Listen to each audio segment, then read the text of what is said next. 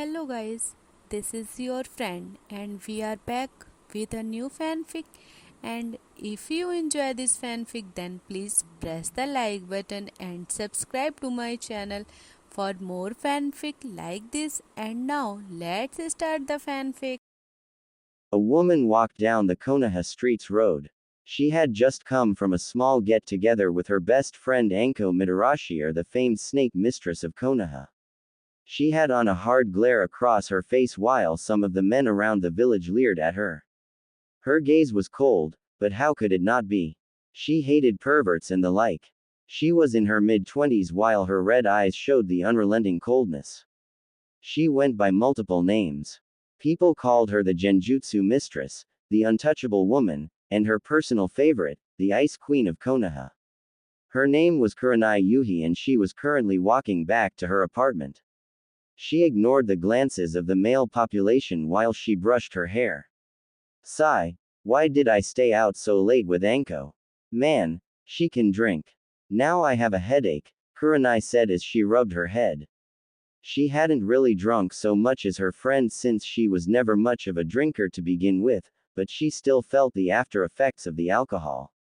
Kurenai continued to walk towards her apartment while mentally cursing Anko for persuading her to go for a drink with her, but those thoughts were immediately put to rest when she saw a multitude of people come out of a dark alley. She might have been slightly drunk, but even she could get serious even if she was under the influence of alcohol. Kurenai raised an eyebrow as she saw them run away fast, but she also saw that they had weapons in their hands. Kurenai, being curious, walked into the dark alley and after a few seconds she widened her eyes. She saw a blond boy around the age of 6 on the ground with his body torn and beaten. Kurenai narrowed her eyes as she carefully flipped him over and slowly checked his pulse. She was so happy he was alive, but just barely. She noticed the whisker marks on his face and widened her eyes again. She was staring at Naruto Uzumaki, or as she knew, the container of the Kyuubi no Yoko. Kurenai knew about Kyuubi. She remembered how she wanted to fight with her father to stop it from destroying the village, but she and her friends were too young so they couldn't go. It was one of Kurenai's most memorable moments even if she didn't like it. Naruto winced at her touch, but slowly calmed down while Kurenai clenched her right fist. She might not have seen Naruto that much, but she didn't hold anything to the blonde. More or less she felt sorry for him and having to carry such a burden. He's only 6 and they do something like this. Hokage-sama, is this really the village we all fight to protect? Kurenai wondered as she slowly picked up the blonde boy and walked him towards the hospital. She wasn't about to let him die like this. Kurenai could feel something when she touched him. A small feeling that made her drop her cold gaze for a bit. People watched the Ice Queen of Konoha carry the famed demon brat to wherever she was going and most scowled and whispered things that didn't fail to enter her ears. Kurenai turned to the people talking and glared at them, making them all shut their mouths while she continued walking. Some people wanted to smack the demon brat out of her hands, but people knew that she might have been a chunin, but Kurenai was quickly gaining a reputation even with amongst the Jonin shinobi, so all the civilians backed off and allowed the woman to run towards her destination. Somewhere else. He was known as a lot of things. He was called the god of shinobi, the professor, and besides the Nadaime Tsuchikage, he was the oldest Hokage in office to date. His name was Sarutobi Hiruzen and he was walking down Konoha's streets enjoying a nice walk. He was on his way to Naruto's house to check up on the blonde. Sarutobi wondered what he was up to and simply decided to surprise Naruto with his arrival. Hiruzen continued to walk as he greeted the citizens of Konoha before he heard a yell along with a sharp rise in key. "What do you mean you won't help him?" Someone yelled and Sarutobi turned around to see the noise came from the hospital that Konoha was slightly famous for. Wondering what the problem was, Sarutobi walked towards the building and hoped that whatever happened he could resolve it peacefully and with no conflicts. He entered the door and saw Kurenai at the front desk and he was about to intervene before he looked a little lower and saw the Genjutsu mistress holding a beaten Naruto in her hands. Sarutobi widened his eyes and quickly ran to the front desk, surprising both the receptionist and Kurenai at the same time. Naruto-kun, Sarutobi said as he looked over the passed-out blonde's bruises and injuries.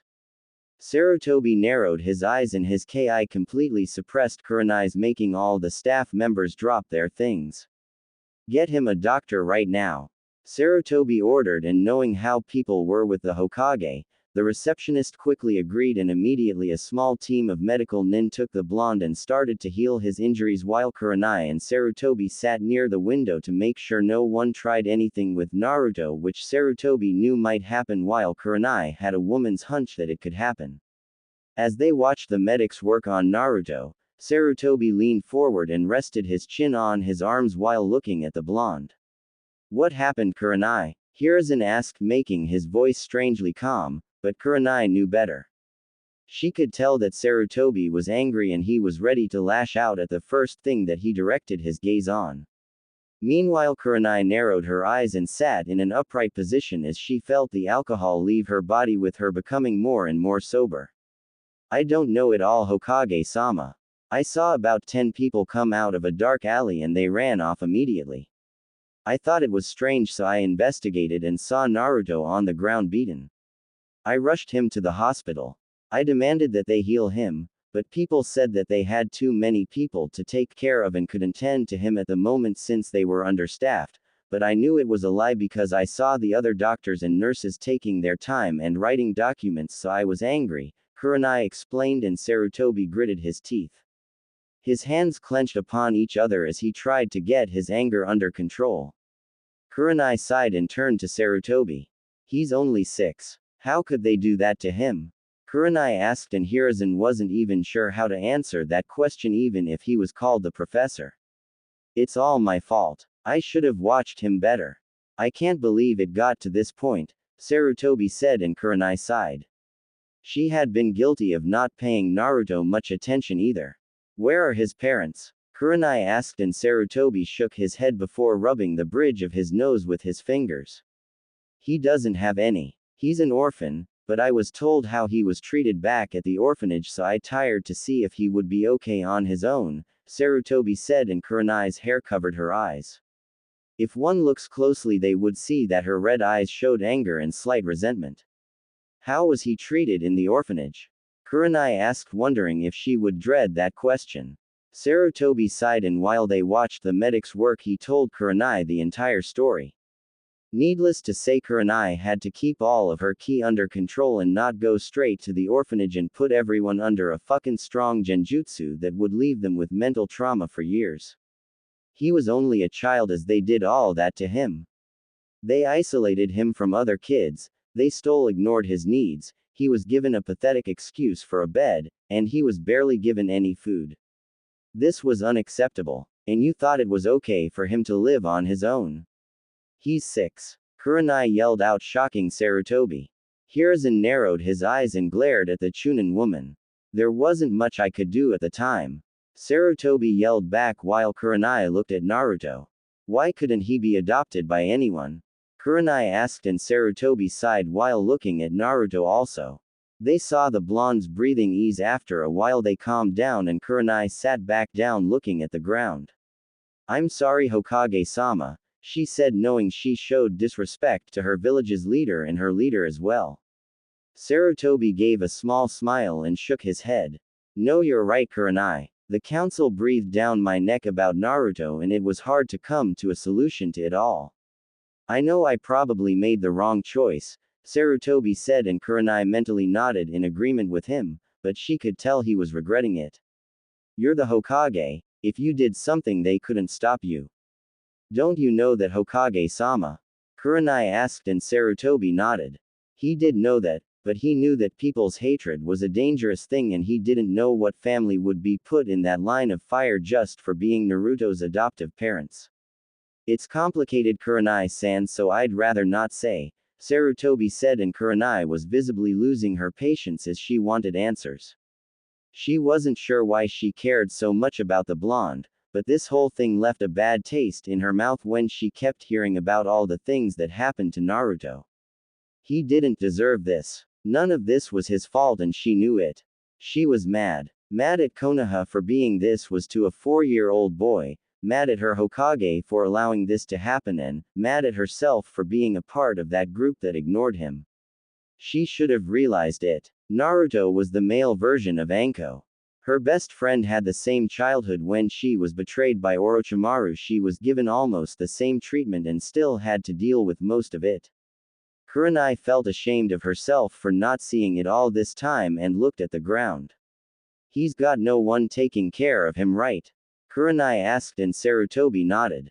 He turned to her and saw Kurenai look at Naruto with absolute conviction and resolve in her eyes. Then, I'll take care of him from now on. Hokage-sama, I would like to adopt Naruto. He needs parents and I refuse to see him like that again. It will be tough, but I'll do it, Kurenai said, and Sarutobi widened his eyes at the Genjutsu mistress. She wanted to adopt Naruto. Kurenai, think about this. You're a shinobi and I don't think it would be wise to. Sarutobi stopped when he saw Kurenai's eyes. The fire burning in them that showed no room for discussion even if he was her Hokage. Sarutobi widened his eyes as Kurenai gave him a pleading look. The Hokage sighed and thought it over. He knew things couldn't stay with Naruto and maybe the blonde would be better if he had someone capable to look after him.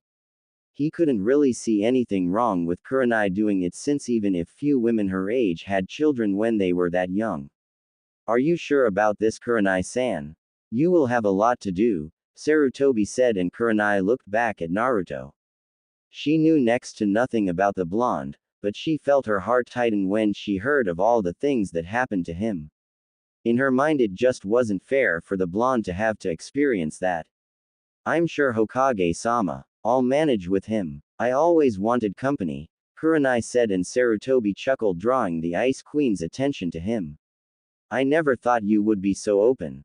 Especially with how most of Konoha talks about you, Sarutobi said, and Kurenai gave a small smile. I suppose so. Don't ask why though, Hokage-sama, Kurenai responded, and the Hokage laughed with a nod.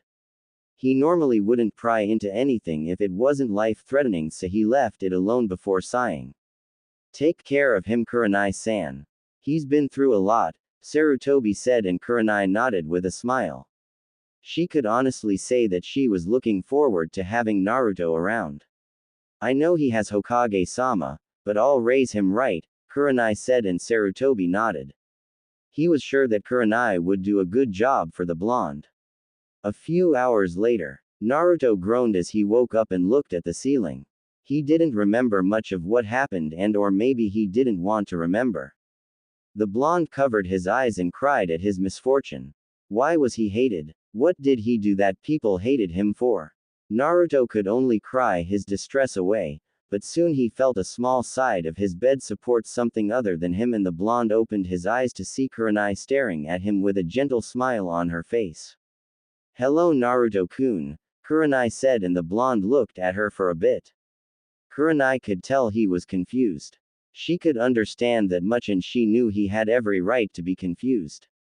Who are you? Naruto asked, and Kurenai continued to smile. I'm Kurenai. You here, if you want you can call me Ka-san, Kurenai said, and Naruto seemed even more confused, but Kurenai didn't mind it at all. Naruto-kun, I know what they did to you and I'm sorry you had to go through that. You didn't deserve any of that. Hokage-sama allowed me to adopt you. It might be confusing now, but you'll understand someday. For now I want you to know that I'm here for you, Kurenai said, and Naruto stared at her. He almost couldn't believe his ears when she said that. He almost hoped it wasn't a dream when she spoke to him like that. Why would you want to help me? The blonde asked, and Kurenai was more than happy to respond to his question. Because I care about you. I promise I'm not lying when I say this to you. Trust me, Naruto-kun, Kurenai said as she grabbed Naruto into a gentle hug. The blonde seemed stunned by her offer and felt overwhelmed, but at the same time very happy. For some reason he could feel she was telling the truth and he believed her. It felt good to have someone say that to him after all he had been through. Naruto slowly raised his arms and hugged his new adoptive mother and cried like it was a dream. Kurenai smiled and let down her cold gaze since she had no need for it with her new son. Is it really alright if I call you Ka-san? I mean our hair color is so different and so are our eyes and, Kurenai placed a finger over Naruto's mouth and simply continued to smile. Don't worry about those details, Naru-kun. You're my new son and I'll take care of you. I might not know a lot, but I know I can help you, Kurenai said and Naruto smiled. The blonde crashed into Kurenai again and showed his smile to his mother. Ka-san, thank you, Naruto said and Kurenai smiled again. It warmed her heart to see Naruto so happy for a change. Alright then, you get some more sleep. I'll be right in that chair if you need or want me, Kurenai said as she took a chair near the window. Naruto yawned and went back to sleep while Kurenai turned out the lights. She slowly drifted off to sleep also as she folded her arms around her body and plopped on leg over the other in her chair. 2 days later, Kurenai shook Naruto awake and the blonde groaned as the sun shined on his face while Kurenai took in his appearance. So much happened last night, but she didn't care at all. Wake up, Naruto-kun. It's time to go, Kurenai said and the blonde slowly opened his eyes. He turned to see his adoptive mother in front of him and Naruto smiled as he yawned. Good morning, Ka-san, Naruto said and Kurenai nodded. Good morning, Naru-kun. Are you ready to leave? Kurenai asked and Naruto nodded. He had spent the last 2 days resting his body and it amazed Kurenai that he was already better, but she knew it was from Kyuubi and its healing abilities. Yeah, Ka-san, I'm ready to leave Dadbao, Naruto said and Kurenai raised an eyebrow at the last word, but it seemed to be kind of cute so she didn't mind it at all. Alright then, let's get you signed out, Kurenai said as she took her son's hand and the two left the hospital room. Naruto was more than happy to leave the hospital as he had always hated it there. He felt that they were always out to get him, but he felt much better with Kurenai with him. After signing her son out, Kurenai took Naruto through the village and almost immediately they drew attention as most of Konoha went wide-eyed. They saw Kurenai, the Genjutsu mistress and ice queen of Konoha, holding the demon's hand with a sure smile on her face. People were stunned at the scene. Some women called Kurenai a demon lover, but it didn't matter at all to the woman. She was happy with her new son. Naruto felt the stares on them and it unnerved him slightly as he unconsciously moved behind Kurenai as if he was trying to hide, making the Genjutsu mistress smile. Naru-kun, what are you doing? Kurenai asked and the blonde gave an embarrassed smile. Everyone's staring at us, Ka-san, Naruto said and Kurenai nodded, but she didn't care. Not in the least of what people thought before she smirked. So you care about what they think instead of being with me? Kurenai asked and Naruto panicked. No, Ka-san, it's just sort of weird, Naruto said and Kurenai nodded. Well, it won't matter soon. 'Cause you'll be with me from now on, Kurenai said and Naruto couldn't help but agree with her. Soon Kurenai's first test came up as a Jonin narrowed his eyes at her and stepped forward. Kurenai and Naruto stopped in front of the man as the Ice Queen narrowed her eyes at him while he spoke. What do you think you're doing with that thing? The Jonin asked and Kurenai's gaze got colder while she tightened her grip on Naruto's hand. The blonde looked at his mother while the citizens of Konoha whispered to each other. 1. Don't you dare call my son a thing, and 2. What I do with my son is none of your business, Kurenai said, shocking everyone who heard her. The Jonin narrowed his eyes even more while Kurenai pushed Naruto a bit more back behind her. Is that all you wanted to ask? Kurenai asked, making the Jonin mentally curse. She then continued to walk as she passed the Jonin without any more conversation. Naruto widened his eyes as Kurenai dragged him away from the scene. Ka-san, you were so cool, Dadbao, Naruto said, making Kurenai smile. That was the only time that someone had complimented her on her intense gaze that she fed people. Thank you, Naruto-kun. Now then, let's head to your new house, then we will get some scrolls so we can get the things from your old apartment, Kurenai told him and Naruto nodded, so Kurenai quickened the pace. After 15 minutes of walking, Kurenai took Naruto to a nice apartment that didn't look rundown at all. It looked brand new actually. Kurenai and Naruto climbed up the stairs and came up to her door. Welcome home, Naruto-kun, Kurenai said as she opened the door. Naruto walked inside and gasped. It was nothing like his old apartment. It was larger, had more than one room and looked amazing. Naruto thought it might have been a dream had he not been experiencing this for himself.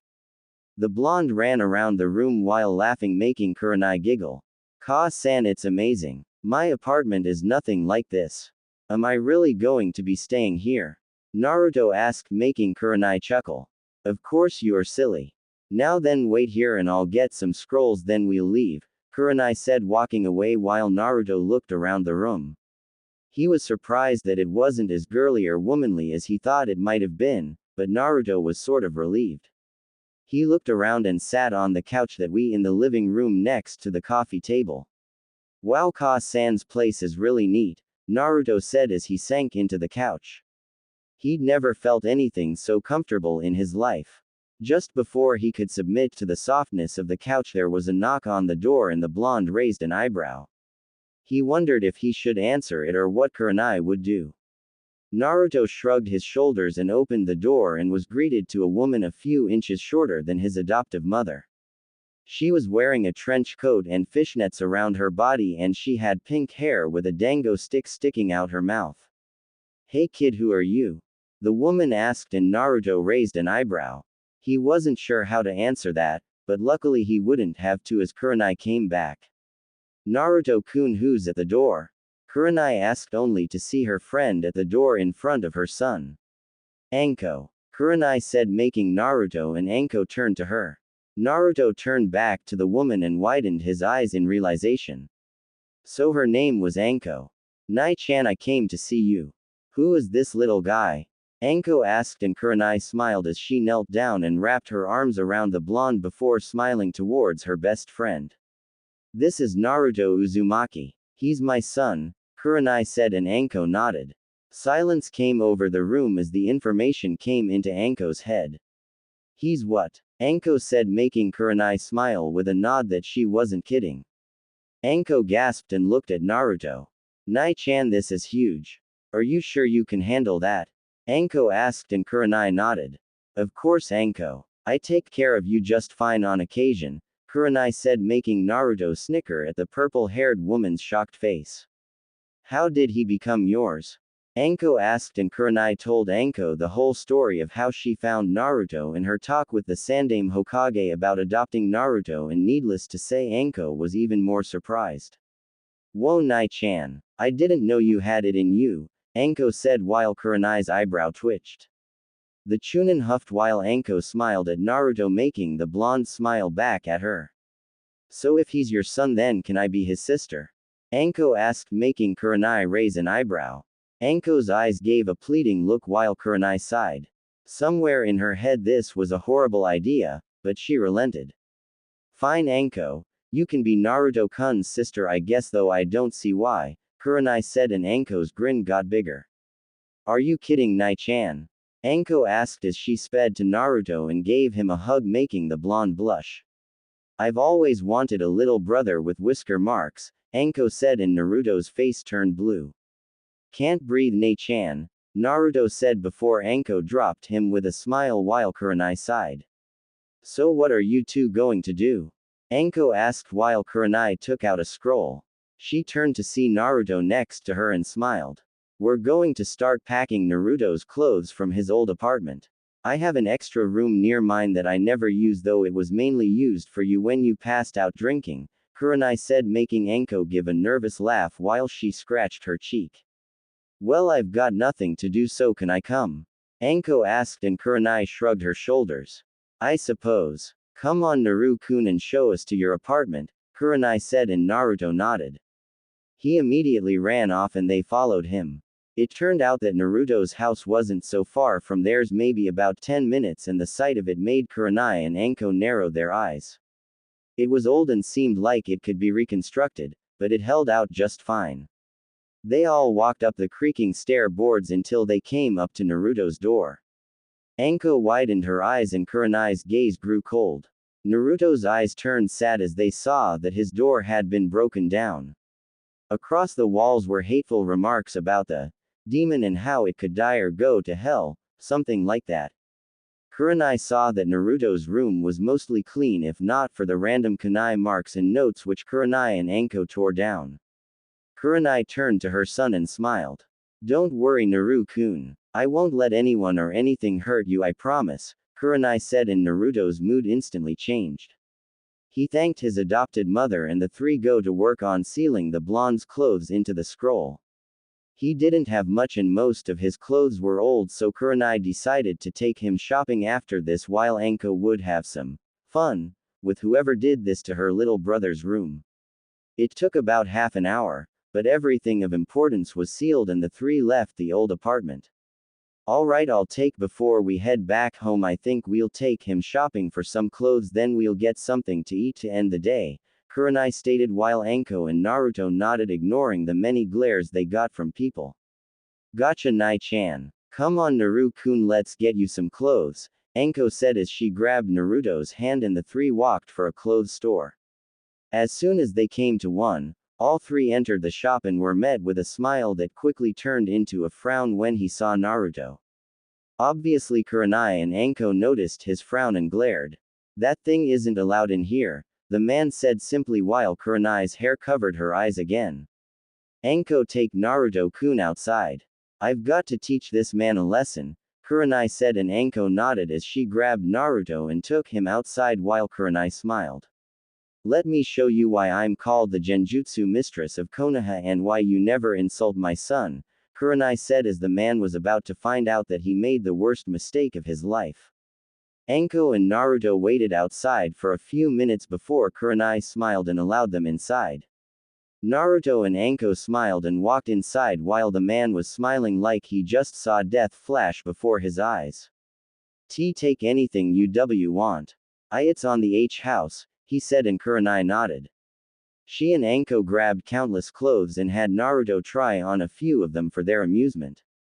After about an hour, the three left and Naruto's stomach began to rumble. It was the middle of the day so that was understandable. Are you hungry Naruto-kun? Kurenai asked and her adoptive son nodded. Anko's stomach grumbled too, which made Kurenai sigh. Great, so are you. Well, I don't have my supplies so I can't really cook, Kurenai said with a sigh while Naruto's eyes gleamed. Ka-san, can we get some ramen? Naruto asked, making Kurenai and Anko raise their eyebrows at him. Ramen would be a good change of pace, Nai-chan. Let's get some, Anko said, agreed with her new little brother. Kurenai looked from her son to her best friend and sighed. Well, alright, I don't mind. Let's go then, Kurenai said as Naruto pointed his mother and sister towards his favorite.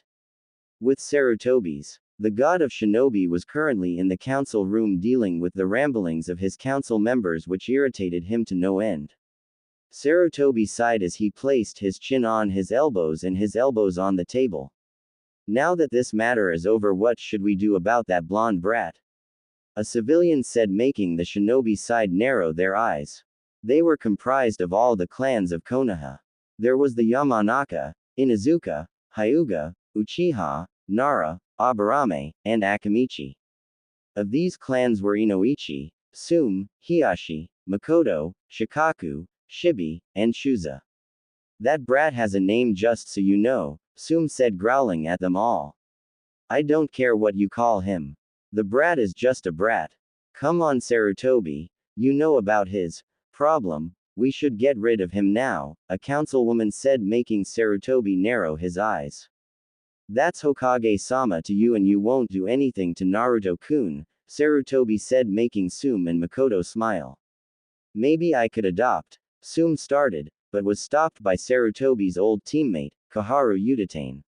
Absolutely not. He should be left alone as he always has been, Koharu said, making Sume growl, but Hiruzen was smirking as he got a drop on the council.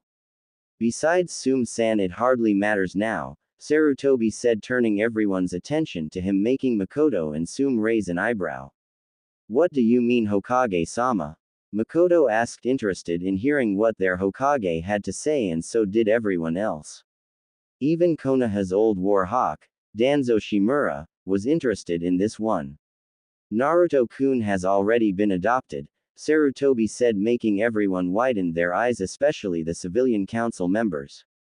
Sume and Makoto seemed more surprised than anyone else. What? Who would adopt that thing? A man said, making Sarutobi glare at him. He's not a thing, and I think the woman who adopted him as her son wouldn't like it if you called him a thing, Sarutobi said, making everyone tense. Hokage-sama who adopted Naruto Uzumaki. I believe we should know this information, Hiyashi said in a stoic form, making everyone nod in complete agreement with him. Alright Hiyashi, since you and the other want to know so badly, then I'll tell you. As of 2 days ago, Naruto Uzumaki was adopted by Kurenai Yuhi, our Genjutsu mistress. All of the paperwork has been finalized by me also, Sarutobi said, drawing gasps from everyone on the council. That woman adopted that brat. Someone said, making Sarutobi nod. We should stop her right now. Another person said before Sume slammed the desk. I don't think so. If she adopted him, then it's fine with me. Kurenai has the support of the Inuzuka clan, Sume said while Makoto stood to her feet. As well as the Uchiha clan, Makoto said to everyone. Most people gulped and dropped the issue since the Uchihas were still quite influential, even if it was only Makoto and her son, Sasuke Uchiha. But someone started. No buts. Unless you want to fight me, then you'll leave Kurenai and Naruto alone, Makoto said, and Sume backed her up, making Sarutobi chuckle with a nod. Well, if that's all, then this meeting is adjourned, he said, and left while most were still stunned at the news. With Kurenai, Naruto, and Anko. All three were heading back home while Naruto and Anko rubbed their stomach. Naruto wasn't kidding. That Chuki sure can cook some ramen, Anko said, and Naruto nodded along with Kurenai. It was delicious, wasn't it? Kurenai said, and Naruto tugged his mother's arm. Ka-san, do you think I can be like you and Nei-chan? Naruto asked, making Kurenai and Anko raise their eyebrows. What do you mean, Naruto-kun? Kurenai asked, and the blonde blushed slightly. I want to make you two proud. I want to be a shinobi. Please teach me, Ka-san, Nei-chan, Naruto said as Kurenai and Anko looked at each other. Anko grinned and shrugged her shoulders. It's your call, Nei-chan. He's your son, Anko said, making Kurenai smile. All right, Naruto-kun. We'll train you, but you must work hard and no complaining, Kurenai said, and Naruto's eyes beamed as he hugged his mother. You got it, Ka-san. I'll make you and Nei-chan proud, Dadbao. Naruto yelled as he grinned. Kurenai ruffled his hair while Anko smiled. Things are getting interesting, Anko said, and Kurenai nodded as the three walked off to their homes to prepare for the next day in Naruto's training. Next morning, Naruto groggily woke up and yawned himself awake. The blonde rubbed his head before he took in his surroundings. The blonde widened his eyes when he remembered the events that happened yesterday. He had just gained a mother, and he was more than happy about that. He also got an older sister, and while she was kind of weird, Naruto still liked her nonetheless. He also felt well rested in his new bed that Kurenai gave him. He hadn't had such a good sleep in such a long time, especially in such a comfortable bed like he had. I wonder if Ka-san's up, Naruto said before he smelled something cooking. His stomach grumbled and the blonde gulped as he stood to his feet. He quickly walked to the door and opened it to see Kurenai setting plates while humming a soft morning tone. Naruto smiled at his mother singing and walked close, alerting the Genjutsu mistress to her adoptive son's presence. I see, I didn't need to wake you up, Kurenai said, and Naruto sheepishly grinned as he sat at the table. Kurenai followed in suit and placed a glass of fresh milk in front of Naruto.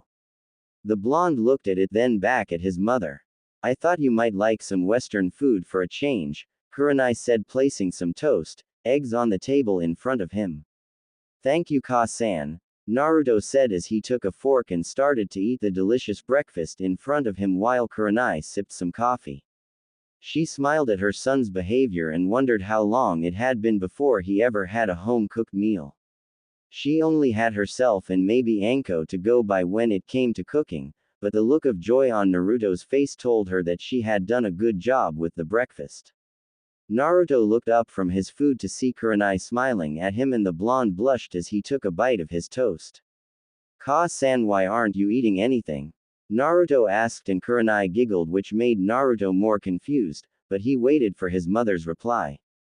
I don't eat this early. I just need my cinnamon coffee for right now, Kurenai said, and Naruto wondered what that could have tasted like, but he forgot it after a while and drank his milk, which ended his breakfast.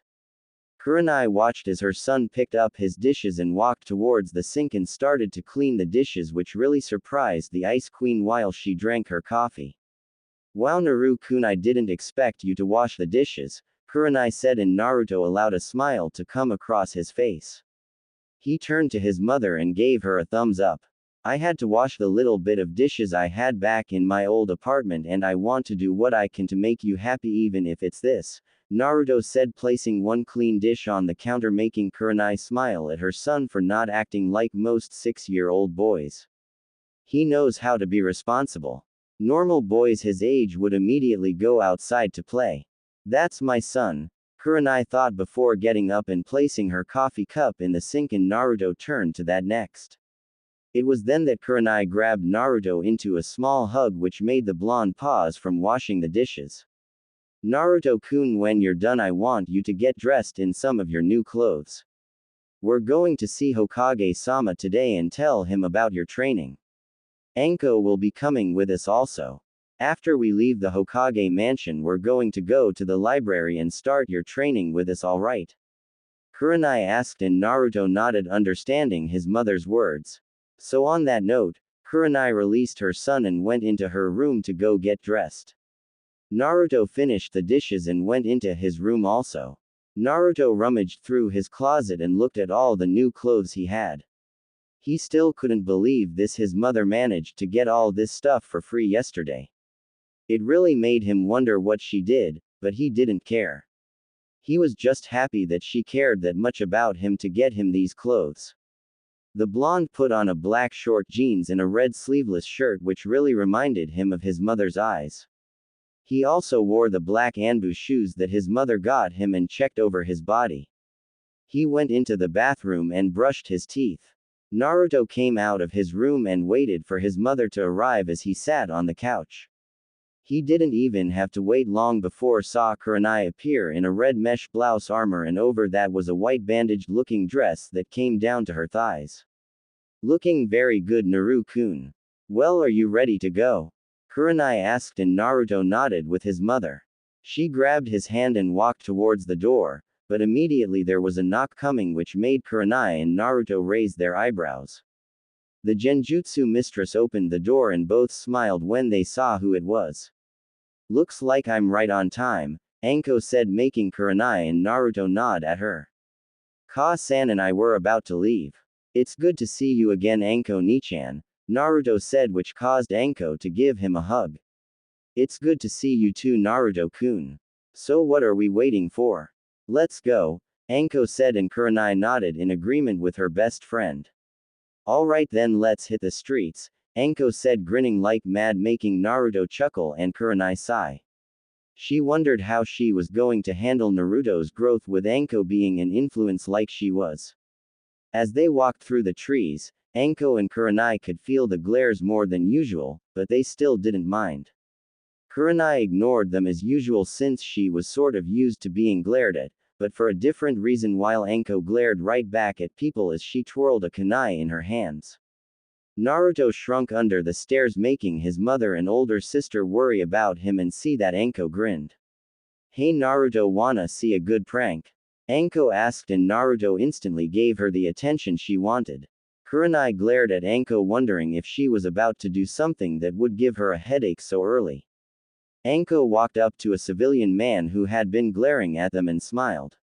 Hey sir, good morning to you, Anko said while the man narrowed his eyes at Anko's smirk. Naruto felt a prank coming while the man responded. What do you want, demon lover? The man asked, and Anko's smile slightly waved while she grew a tick mark on her head. She slowly patted the man on the back and continued to smile. Just wanted to say good morning to you is all, Anko said, walking off, confusing the man as he continued to glare at them. Meanwhile, Anko and the others walked away as she held up 3 fingers to Naruto. 3, 2, 1, Anko counted and immediately the blonde and two Chunin heard a yell and turned around to see a snake slithering around the man's neck, making him yell his lungs out while the other civilians screamed and ran from him before they got bit, which caused Anko and Naruto to burst out laughing and Kurenai to slightly giggle. Anko, nay, that was awesome.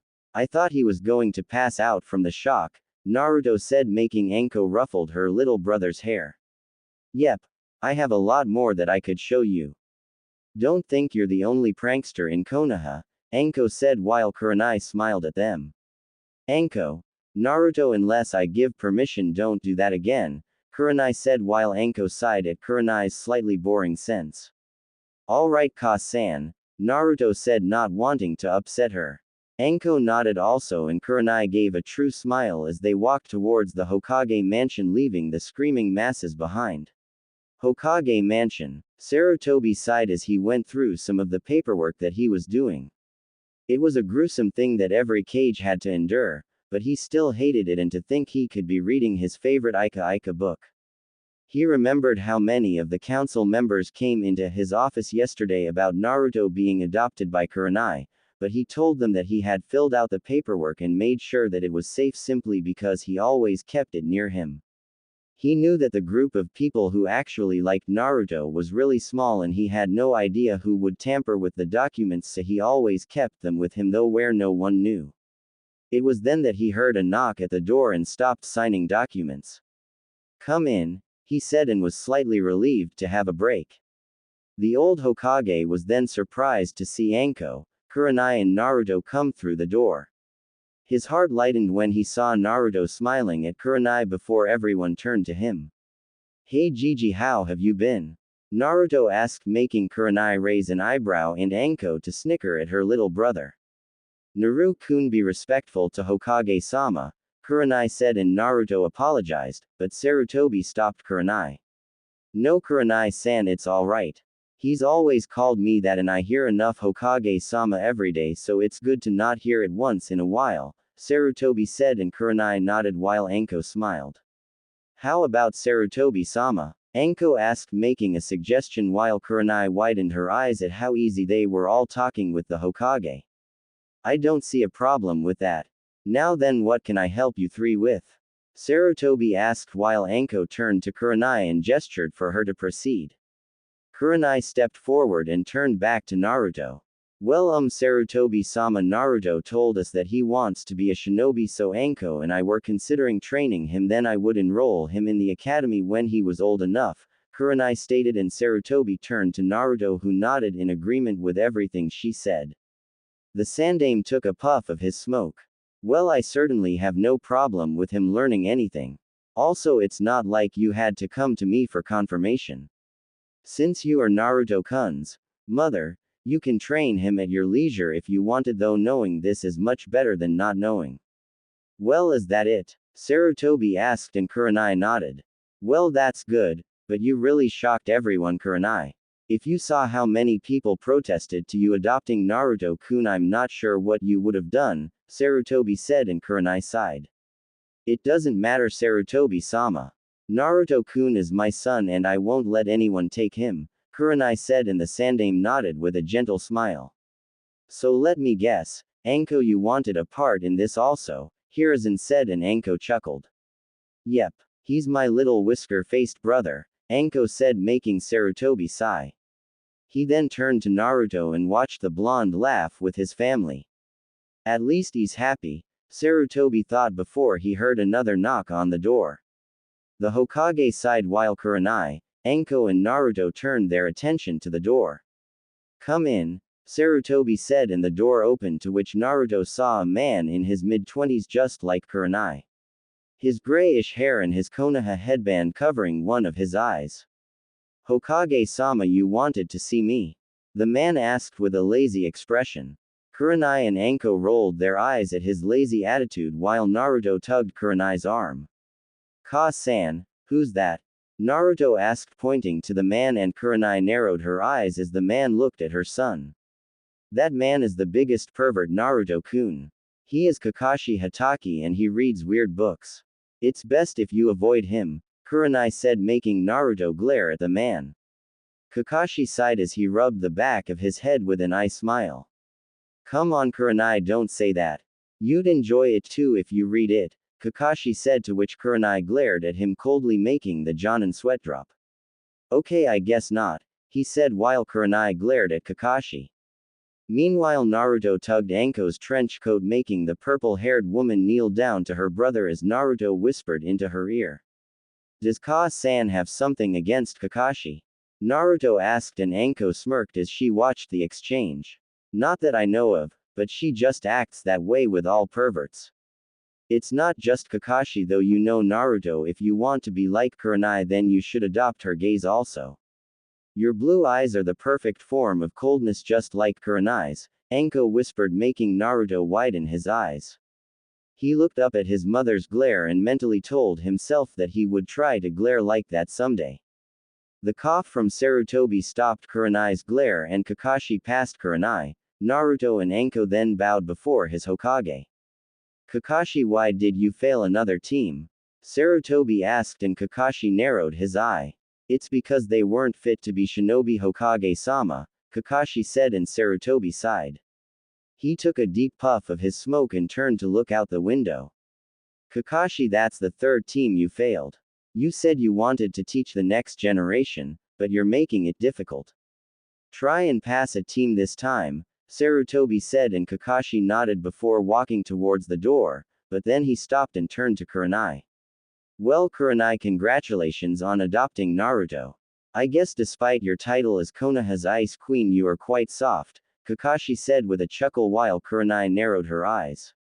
At least Ka-san isn't a pervert jonin, Naruto suddenly said, making Kurenai widen her eyes and Anko snicker. Kakashi raised an eyebrow at the blonde while Naruto glared coldly at him. Kurenai giggled as she looked at her son's glare. He's not bad. That glare would make any normal kid flinch, Kurenai thought before Naruto grabbed her hand. Come on Ka-san. You and Anko Ne said you'd train me, so let's go, Naruto said, running out the door while holding Kurenai and Anko's hand. I think you just made him hate you, Sarutobi said, and Kakashi sighed with a nod. He honestly didn't mean anything by it, but he knew that he shouldn't have said it like that. Kurenai already tolerate him and his pervert tendencies as it was. He probably just made it worse. I never thought that Kurenai would adopt Naruto of all people, Kakashi said, and Sarutobi nodded. Yeah, it's a shocker, but I'm happy for him, Sarutobi said, and Kakashi shrugged his shoulder while he took out an orange book and walked off, leaving Sarutobi to his work. With Kurenai, Anko and Naruto having left the Hokage mansion, the group left the area and Kurenai grabbed Naruto's hand. She took him in the direction of the library while she turned to Anko. Anko, prepare our regular training ground for Naruto-kun. We'll be there later, Kurenai said, and Anko nodded as she gave Naruto a goodbye and hopped along the rooftops while Kurenai and her son walked into the library. They were both met with a bit of hostility, but there was nothing the civilians could do, so Naruto entered the library for the first time. He looked at the mountains of books in the shelves while Kurenai took him to the shinobi section of the library. Alright Naruto, what do you want to learn? We'll get the books, Kurenai said, and Naruto thought it over. He rubbed his head for a few minutes while Kurenai slowly waited for her son's response to her question. Well Ka-san, I'd like to learn everything. I want to be a well-balanced shinobi. I heard lots of people calling you the genjutsu mistress, so I want that to be my primary art. I'd like to have taijutsu and ninjutsu just so I don't focus on one thing, Naruto said, and Kurenai chuckled, but she remembered Kyuubi's large chakra reserves, which gave Naruto nearly cage-level chakra just at the age he was. Genjutsu would be a bit of a struggle for him, but this was her son and the least she could do was believe it was possible and teach him. Well Naru-kun, I'm glad you want to be well-rounded and you have two perfect teachers. Anko leans more to taijutsu and ninjutsu while I lean towards genjutsu and tactics. With your Ka-san and Ne-chan you will be a very well-balanced shinobi. Now then we will get to work on your chakra control. Do you know what chakra is? Kurenai asked, and Naruto racked his brain. No Ka-san, I'm sorry, Naruto said, and Kurenai patted his head. No problem, Naru-kun. For now I'll tell you and later I'll show it to you. Basically, chakra is the energy within our bodies. It's the thing that allows us to perform amazing techniques. In essence, chakra is a shinobi's best friend. Now then, let's get you some books. We'll mostly take some on chakra control and some on genin to chunin techniques, Kurenai told her son, and Naruto nodded as the genjutsu mistress handed Naruto the books, and when they were done they carried them out and walked towards a training ground. Ka-san, when did you start genjutsu? Naruto asked out of nowhere as they walked for a few minutes. Kurenai smiled and looked up at the sky. Maybe since I started the academy. There weren't many genjutsu users during that time and I had a peculiar knack for it, so I went with it. Mostly I wanted to prove that genjutsu was just as good as taijutsu or ninjutsu, Kurenai said, and Naruto nodded. That's a cool dream, Ka-san, Naruto said, and Kurenai giggled with a bit of thanks to her son. While they walked, Kurenai raised an eyebrow when she saw two other people walking. She knew the oldest right away while the younger she had a vague memory about. Of course she couldn't really forget them. They were the last of their clan after all. It was Makoto and her son Sasuke Uchiha. Naruto looked at Sasuke and the brunette looked at Naruto. They both shared a glance at each other as the two mothers stopped to talk. Kurenai-san, it's good to see you, Makoto said, and Kurenai nodded. She had seen Makoto around multiple times. There was a few other times that Anko and Yugao would invite herself and Makoto to a woman's night out. It's good to see you too. It was quite a shock when I learned what you did, Makoto said, taking a glance at Naruto, which Kurenai did notice. Well, that's life, isn't it? My son is quite responsible for his age, Kurenai said, smiling, and Makoto chuckled. Sasuke-chan's no slouch either, though I wish he wouldn't mop all the time, Makoto said, and Kurenai raised an eyebrow as to what she meant. Meanwhile, Naruto was staring at Sasuke and Sasuke was staring at Naruto. The two young boys glared at each other before the Uchiha spoke. What are you looking at? He asked while Naruto narrowed his eyes. Well, I'm looking at your mopey face. You need to lighten up, Naruto said, and Sasuke gritted his teeth at the blonde. HMPH, maybe you should mind your business, Sasuke returned, and Naruto's eyebrow twitched. This guy was seriously pissing the blonde off. Whatever, broody, Naruto said, and Sasuke gritted his teeth. He noticed the books in Naruto's hands and chuckled. So you want to be a shinobi? Please, I already know a jutsu, maybe you just suck, Sasuke said, and Naruto grabbed his collar. He scowled at the Uchiha while the brunette was sort of surprised by the action a little. Wanna say that to my face, emo? Naruto asked, and Sasuke grabbed Naruto's collar in return. Makoto and Kurenai watched the exchange inside. Boys would always be boys. Who you callin' an emo loser? Sasuke retorted, and both gritted their teeth at each other. I bet I could be a better ninja than you any day, Naruto said, and Sasuke scoffed. I'd like to see you try. When I become the best, I'll kick you so far around this village that you'll never get up again, Sasuke said, and Naruto was about to say something, but both boys got grabbed and pulled away from each other. Come, Sasuke. Be nice, Makoto said with a smile while Kurenai smiled at Naruto. Naruto, you too. Don't fight. Yet, Kurenai said, and Naruto nodded with a quick apology as the two ladies dragged their sons away from each other. Hey loser, I intend to win that bet. You better be up to it. Sasuke yelled across the streets, and Naruto gave a hidden grin. Just be prepared to lose when I beat you to a pulp datbao.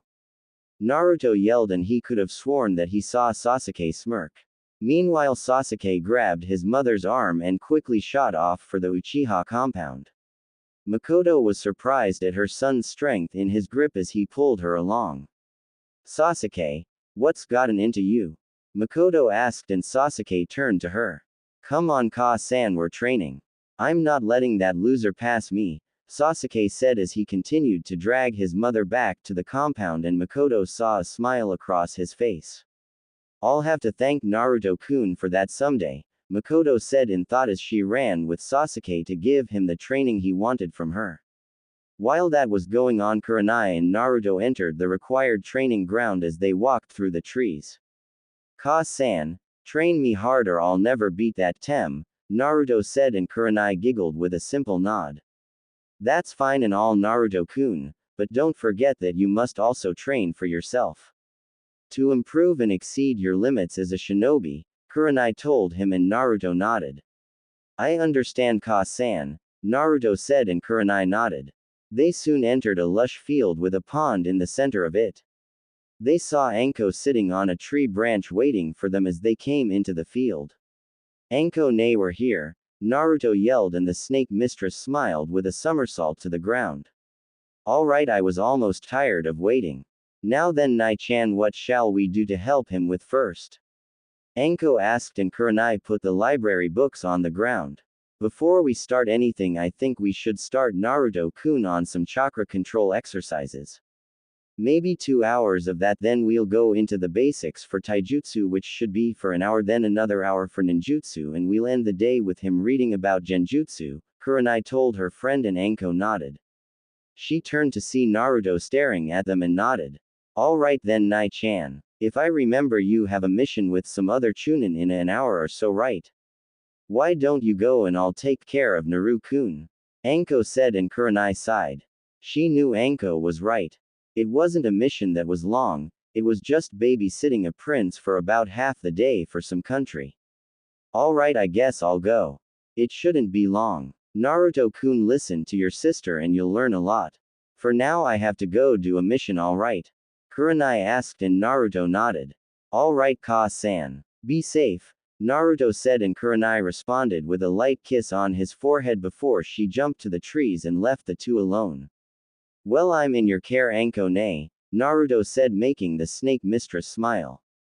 Alright, Naru-kun, Kurenai wanted to start on chakra control.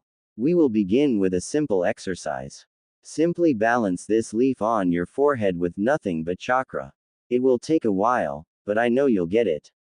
Just like this, Anko said, placing the leaf to her head as she sat in front of Naruto.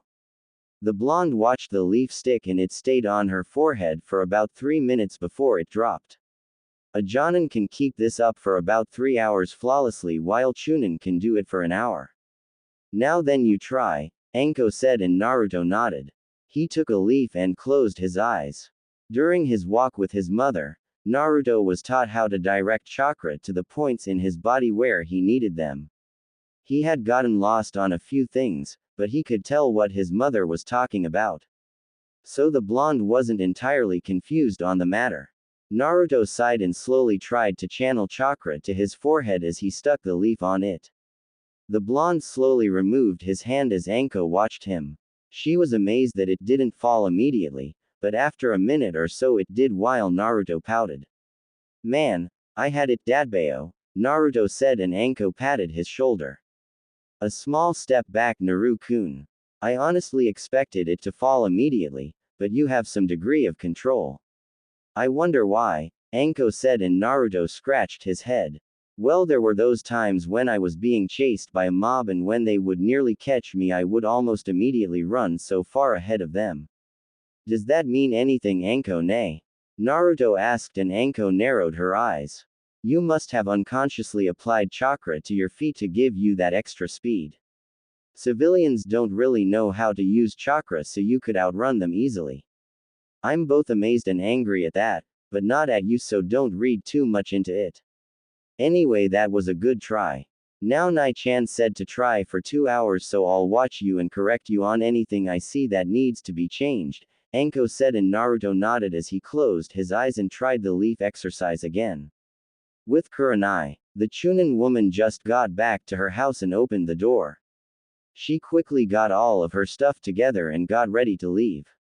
She had to meet up with Genma, Guy, and Kakashi. Out of them all, Kakashi and Guy were the only Jonin, while Genma and Kurenai were the Chunin, but Kurenai was possibly the only real Chunin since Genma said he was going to do the Jonin exams in the next month. Kurenai would have taken the exams also, but with her new responsibilities to Naruto, she knew that if she made Jonin, then she would be called out a lot more, and that would leave the village to chase him at their leisure, and she would be damned if that happened. Well, I guess I can wait till he's about 10 or so, then I can become a Jonin. For now, Naruto-kun is my primary concern, Kurenai said to herself before heading for the door. She opened the door and almost walked out before seeing two council members at her doorstep. They were Kaharu and Homura. Kurenai-san, glad we caught you. May we have a word? They asked, and Kurenai narrowed her eyes. Her womanly instincts pointed this to Naruto or something that had to do with her adoptive son. Well, I'm kind of in a hurry, so I can't really talk long, Kurenai said, and the two council members nodded. That's fine. We hope this won't take long either. So we'll get right to the point. We want you to relinquish Naruto Uzumaki from your care. No, Kurenai said just as fast as their request came out. Homura and Kaharu narrowed their eyes at her, and Kurenai stepped out of her doorstep and closed the door. Kurenai-san, you're a smart woman, so you should know that you can't raise him. He's not normal, Homura said, and Kurenai turned to them. I also don't think it's normal for people to maim a 6-year-old boy just because of hatred. Now then, if you're done, Kurenai said as she walked down the stairs and was about to leave while Kaharu sighed. That thing must be controlled, Kurenai-san. If we aren't careful, he'll destroy us all. You have to think about the safety of the village, Kaharu said, and Kurenai sighed. This was exactly why she wanted to wait for Naruto to grow a little, then for her to become a Jonin. It was all for the purpose of her to stay close to her son. Kurenai stopped walking and glared coldly at the two council members, making them both shiver. Never call my son a thing. He's Naruto Yuhi Uzumaki, and I'm not abandoning him for anything. I'd rather die, Kurenai said as she shunshined away from view. Kaharu and Homura narrowed their eyes and sighed. What do we do, Kaharu? Homura asked, and Kaharu sighed. I don't know. With two clans backing her up, Kurenai and Naruto are virtually untouchable, Kaharu said, and the two council members quickly walked off. Back with Naruto. The blonde sighed and panted while he laid on his back while Anko laughed at him. Naruto had done the leaf exercise down to 3 minutes, which was the optimum requirement for most academy students, so Anko took him to tree climbing, and the blonde's clothes were in tears. Wow, Naru-kun, you must have it rough, Anko said while the blonde glared at her. It's not funny, Anko, nay. Man, that hurt, Naruto said, rubbing his head, and Anko nodded while getting control of herself for a bit. Yeah, maybe it's beyond you at the moment. Let's get you started with my taijutsu. It's still a new form, but it's an effective one, Anko said, and Naruto nodded. He got to his feet while Anko slipped into her taijutsu form. This is all about movement and dancing around the opponent almost to taunt them. It also relies on being flexible, so let's go at it, Anko said, and Naruto nodded. He ran at Anko, and the Chunin chuckled as she trained her little brother. Anko was brutal. She really didn't hold back for Naruto, and the blonde was cursing her mentally at the moment. He had been kicked, punched, slapped, backslapped, and kneed in a certain place. He didn't know his sister could be so damn cold. Anko, nay, you're evil, Naruto said, panting, and Anko chuckled. Exploit all weaknesses, little brother. Now then, let's forget about ninjutsu tonight and simply taijutsu the day away, Anko said, and Naruto gulped. He hoped he would be alive enough to see his mother again, or this wasn't his day at all. Just like Anko said, they spared the day away, and not once did Naruto hit Anko. She was so damn slippery, just like a damn snake. His sister called her taijutsu form the hubby style, and Naruto could now see why she moved like a snake. She based her entire persona off of it. Anko taught Naruto the beginning katas to her form, and at the end of the day, when the sun was going down, they stopped with a little jutsu lesson. Needless to say, Naruto's clothes could almost be considered rags, and he was completely beat down, but the blonde smiled and hugged Anko. Thanks for the ouch training, Anko, nay. It really ouch feels good, Naruto said as it completely hurt to move his body. He had learned a lot from Anko, but at the end of the day his body was aching like hell. You're welcome, little brother. Now then, come on and get on my back, Anko said, and Naruto raised an eyebrow, to which Anko smirked. I know you can't move, so I'll piggyback to Nai-chan's house, Anko said, and Naruto slowly got on his surrogate older sister's back. Anko grinned as she trudged back to Kurenai's apartment. Anko nay, Naruto said, and the snake mistress turned to him. What's up, Naru-kun? Anko asked as Naruto leaned on her back. He sighed and yawned. Sorry if it's personal, but where did you get this mark? Naruto asked, making Anko flinch as she felt Naruto touch her neck. She slowly calmed down and stopped walking. It's a story I'll tell you one day, but for now let's just say it's a scar, Anko said, and Naruto nodded, not wanting to interfere in his surrogate sister's privacy any more than he already did. Alright, Anko nay. Just curious, Naruto said as he went to sleep on Anko's back, making the woman chuckle at how cute he could be. With Kurenai, the Chunin sighed as she came through the door of her apartment. Turns out that guard took longer than expected, since the nation's daimyo was right that his son would get attacked.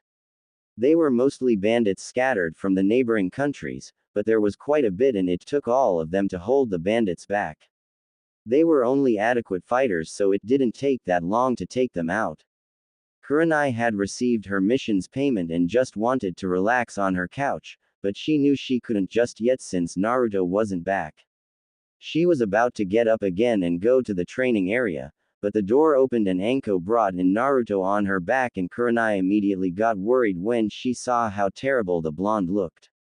Anko, you didn't have to go that far, Kurenai said as she rested Naruto on the bed. Sorry about that, Nai-chan, but he's really persistent. He's gonna really be something in the future, Anko said, and Kurenai nodded in agreement. I guess now would be a good time for me to go to a new rank, Anko said, and Kurenai raised an eyebrow. I'm gonna help you take care of him. He's my family too, Nai-chan, Anko said, and Kurenai sighed. Well, that's all nice and good, Anko, but he needs to be alive for you to help him, Kurenai said, sending her friend a glare while Anko sheepishly chuckled. Kurenai shook Naruto awake and the blonde yawned. Ka-san, you're back, Naruto said, and Kurenai nodded. The mission wasn't as long as I thought. Well, go to bed, Naruto-kun, you look exhausted. We'll do your genjutsu training tomorrow, Kurenai told him, and the blonde nodded.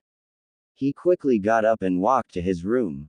The blonde took off his clothes and took a quick shower, then went to bed just as easy, while Kurenai and Anko sat at the table in the kitchen. Nai-chan, I think I should give him the contract, Anko said, and Kurenai narrowed her eyes.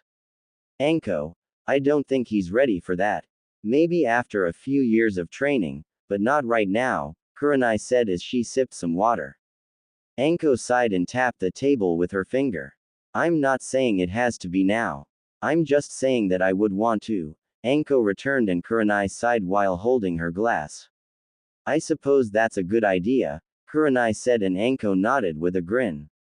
I never would have thought that you would become a mother, even an adopted one, the snake mistress said, and Kurenai snorted. I know that's right, but it's fulfilling, Kurenai stated, and Anko nodded while laying her head on the table before looking at Naruto's door. She walked over to the door and slowly opened it to see Naruto sleeping soundly and closed the door. Well, our lives just got that much more exciting. So when are we going to tell Yugao about this? She'll have a fit, Anko said, and Kurenai knew that. Despite being the most composed one of the group, Yugao did tend to overreact to some things, but that's what made her fun. I don't know, but that's a situation for another time, Kurenai said, and Anko nodded in agreement with her. She could wait for now. Well, I guess I can go home now, Anko said, and Kurenai waved goodbye. Anko, thanks for being Naruto's sister, Kurenai said, making the snake mistress chuckle as she opened the door. As I told you, Nai-chan, I've always wanted a brother with whisker marks, Anko said as she left while Kurenai sighed. She began to wonder if this was something to worry about, but decided to let it go as she got up from her seat and walked towards her bedroom to go to sleep. She stopped to take a peek into Naruto's room and smile when she saw her son sleeping peacefully. Naruto Yuhi Uzumaki, I think that has a nice ring to it, Kurenai said with a nod as she closed the door and went to sleep. She couldn't wait to get Naruto's training done so she could be certain that he could protect himself. 1 year later, Naruto Yuhi Uzumaki, it's time to get up and go to the academy, Kurenai yelled and heard a crash from her son's room. She sighed as Naruto came out of the room and chuckled. Sorry about that, Ka-san. I'm still a heavy sleeper, Naruto said, and Kurenai rolled her eyes. What am I going to do with you? Kurenai asked, and Naruto shrugged his shoulders. He quickly ate his breakfast and put on his clothes. Naruto had gotten taller over the year. His blonde hair was more wild-looking and his body just a bit more developed thanks to Kurenai and Anko's training. He had also learned a lot much more than the average genin did. Thanks to his sister, Naruto developed completely in the hubby-style taijutsu. His moves were more fluid and he could spar with Anko a lot longer than he could a year ago. The blonde also gained a few jutsus underneath his belt, and while they weren't his nature, he still learned them for the sake of being well balanced. Much to Kurenai's happiness and relief, Naruto, with time and chakra control, was able to use genjutsu. She could only be happy that the whole year wouldn't have to be repeated anymore. That was one of the hardest times she had tried to teach someone genjutsu, and the chakra control Naruto needed was quite large for his age, but as expected of her son, he did it all without fail. Kurenai also instilled in Naruto her dislike for perverts, and the blonde had the same cold gaze that his mother had. Aside from Sarutobi, Kakashi, Anko, and a few other people, no one knew that Naruto was adopted by Kurenai. She didn't feel the need to keep it a secret, but she thought that it might be best for Naruto if she didn't come completely out with it, not that Naruto minded at all. To everyone else, Kurenai was still the cold, untouchable woman that she always was, but in front of Naruto she was the nicest woman around. Kurenai was still a chunin and wanted to stay that way for about another year or so just to be sure for Naruto's safety. Anko had been promoted to Tokubetsu Jonin and started to work in the interrogation department with Ibiki, or who Naruto called Uncle Ibiki. Naruto only had a small group of friends, but they were still good friends nonetheless. Sasuke was more of a rival than a friend, but he appreciated having the Uchiha around. He also made friends with the Nara heir, Shikamaru Nara, the Inuzuka heir, Kiba Inuzuka. He was sort of acquaintances with the Aburame heir, Shino, and the Akamichi heir, Choji. He tried to be friends with the Hyuga heir, but she always ended up fainting, so Naruto sort of stopped going at her. Alright, Ka-san, I'm leaving, Naruto said, and Kurenai nodded. She gave him his lunch and the blonde left. Have a good day, Naruto-kun, Kurenai said as she looked out the window and saw Naruto running for the school. I guess I can take the Jonin exam soon. I heard Makoto would be a Jonin sensei. I wonder if I should be one also, Kurenai thought as she sipped her coffee. Soon there was a knock on her door and the genjutsu mistress opened it. Hey Nai-chan, Anko said, coming in, and Kurenai waved. Is Naru-kun gone? Anko asked, and Kurenai sighed with a nod. Well, he'll be fine though, Nai-chan watch the academy. Who knows what they'll try with Naru-kun, Anko warned, and Kurenai took that warning to notice. I know, that's why I told one of the chunin who knows Naruto. He's Iruka Yumino. He'll watch Naruto-kun for me and report to me if anything happens that looks weird, Kurenai said, and Anko nodded. Then send them to me and I'll make them straighten up, Anko said while Kurenai chuckled. Your definition of straightening up is very twisted, Anko, Kurenai retorted, and Anko scoffed. How mean, Nai-chan, Anko said, and Kurenai giggled before she went to get dressed also. She had a long day of missions to do with Anko and now was the perfect time to get them done. She also couldn't wait to give Naruto something very special. So Anko, do you think he'll like it? Kurenai asked, and Anko nodded. I know he will, Nai-chan. With it he'll be quite the ninja. I can't wait to see people's reactions, Anko said, and Kurenai nodded in agreement with her. Her son would really be quite the shinobi. She could attest to that after all. Naruto walked sighed as he walked through the door of the academy. It was his first day to the school in order for him to make his mother proud and become a shinobi. He had made his friends prior to the academy, so this would be the first time that he would be seeing them all. I guess I'll get a move on, Naruto said as he came up to his room. Naruto opened the door, but he was surprised when he saw no one was there. He was probably the first to arrive to the class, so the blonde chose a seat near the window and stayed there as he waited for other people to arrive. It had been over 45 minutes for Naruto, making the blonde narrow his eyes, but then the door opened, making Naruto jump. He turned to see Sasuke come through the door. Naruto was more than happy to have someone in the room with him and grinned. "Hey Tem, how are you today?" Naruto asked in a smug way while Sasuke grinned at his rival. He'd been training with him mother a lot before the academy just so he could kick Naruto's one day and prove he was the best between them. "Hey loser. So it looks like we're the first to arrive," Sasuke said, making Naruto nod in agreement with him. Sasuke sat in a seat row below Naruto and took out a book about shuriken techniques. Naruto seemed vaguely interested in the book, but he pulled out his own book, which was entitled Chunin Chakra Control Exercises. The two boys spent their time waiting for everyone to arrive and simply sat in silence as they read through their books. With Kurenai. Inside the mission room was Kurenai, Asuma and Genma. The three were standing in front of their Hokage waiting for their mission to be given to them. Kurenai had taken a small leave to watch Naruto the past year, so now she wanted to earn more experience so she could start becoming a Jonin. "Alright, I'm glad you could all make it. Your mission is to guard supplies that are being shipped to our daimo's location. It might be targeted by thieves. You're to leave in the next 15 minutes, Sarutobi said, and everyone nodded with their individual bows. "Yes, Hokage-sama," they all said as they started to leave. "Ah, Kurenai-san. Please stay behind," Sarutobi said, making Kurenai raise an eyebrow, but she nodded and closed the door. "Yes, Sarutobi-sama," Kurenai asked, making it known that she would only say that when they were alone, which Sarutobi didn't mind at all. He really rather welcomed it, to say the least. "Well, Kurenai-san, I know you had Naruto-kun start the academy, and I just want you to know that until today I had made the council swear not to talk about Naruto-kun's adoption. I figured your life and his life would be made easier like that, but now it will be public knowledge. I just want to know if you're prepared for that," Sarutobi said, and Kurenai smiled. "It's alright, Sarutobi-sama. I have Anko watching the place when she's not busy, and we haven't been idle with Naruto-kun either.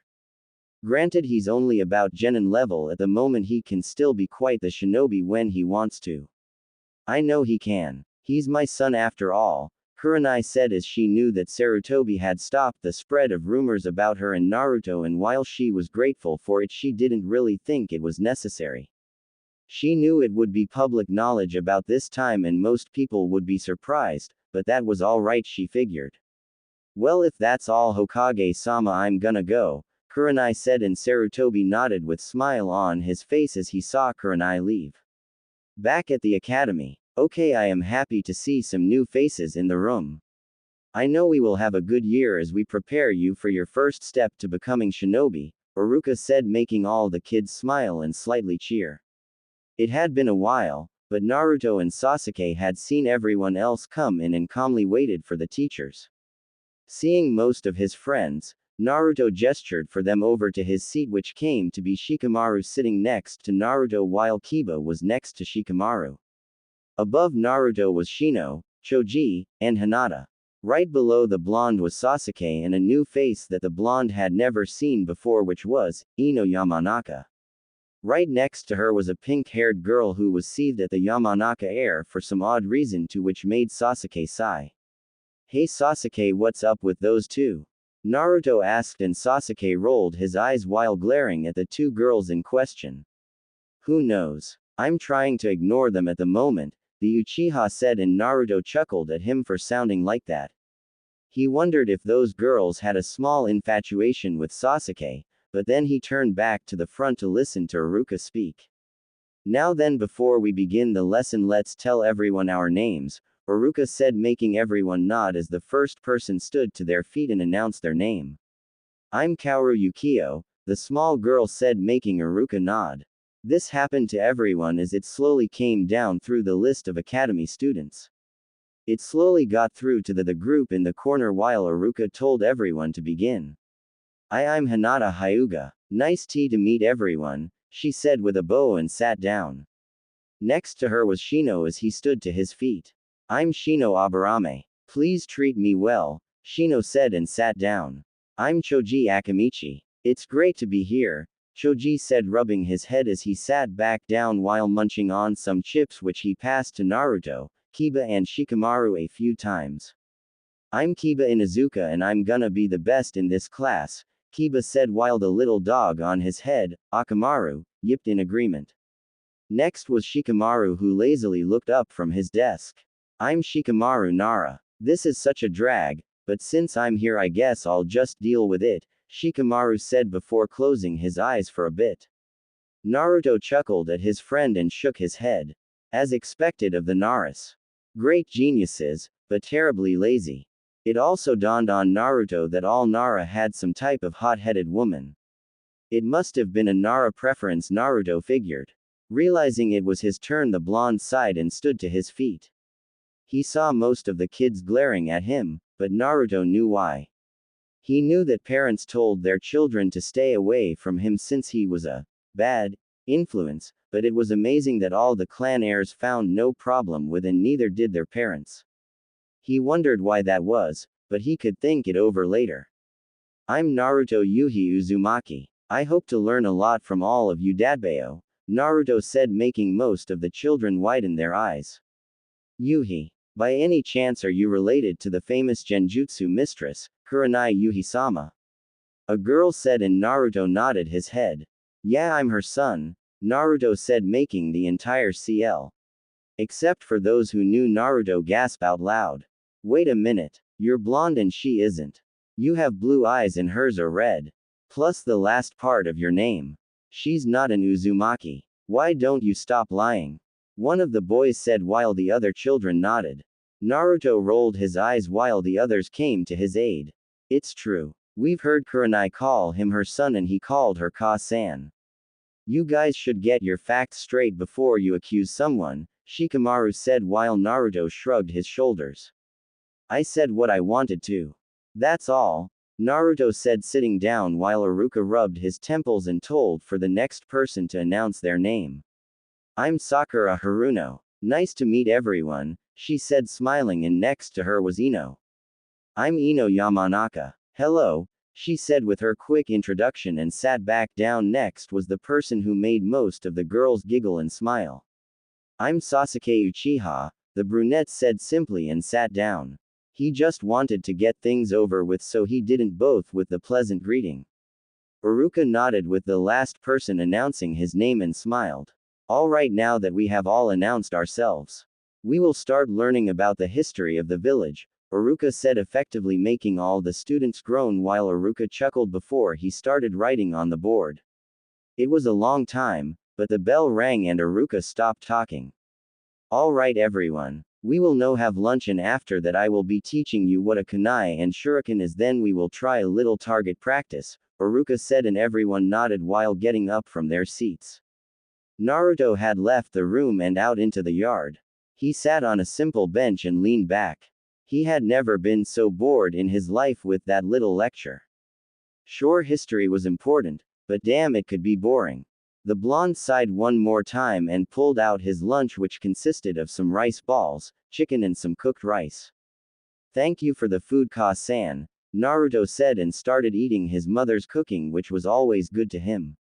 Hey Naruto, so this is where you ran off to? Kiba said, interrupting the blonde as he swallowed his food. Naruto also saw Shino, Shikamaru, and Choji coming along with him. Hey guys. Just wanted some quiet, I guess, Naruto said as he placed some chicken in his mouth. Where are Hinata, Sakura, and Ino? The blonde asked, and Shino slightly adjusted his glasses. They went to have lunch together. We offered for them to join us, but Ino said that girls should spend time together, so they took off, Shino said while Naruto wondered what that was all about, but he didn't care.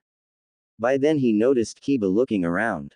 Where's Sasuke? Kiba asked, and Naruto pointed up, making the 4C Sasuke eating his lunch while he leaned on a tree. He's been there for about 5 minutes, I guess, Naruto said as he continued eating. Kiba and Shikamaru's sweat dropped, but they all stopped talking and continued on with their lunch break, which was relatively quiet. Behind the academy. It had been 5 minutes since everyone had finished their lunch break and they were all in the back with a new face alongside Aruka. Alright everyone. This is my partner, Mizuki. Now then we'll begin the lesson. Can any of you tell me what a kunai is? Aruka asked and someone raised their hand. A tiny knife that shinobi used to pull off awesome attacks. Someone asked, making Aruka and Mizuki chuckle. That's the generally idea. A kunai is a shinobi's main weapon of choice. There are many things you can learn to do with kunai. You can throw them, use them for traps and fight with them.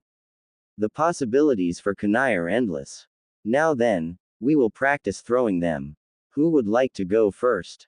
Aruka asked. No one seemed that eager since they never held a kunai before in their life, but someone had to go, so Aruka sighed. Alright then, I'll pick. Naruto, why don't you give it a try? Aruka asked and the blonde stood to his feet.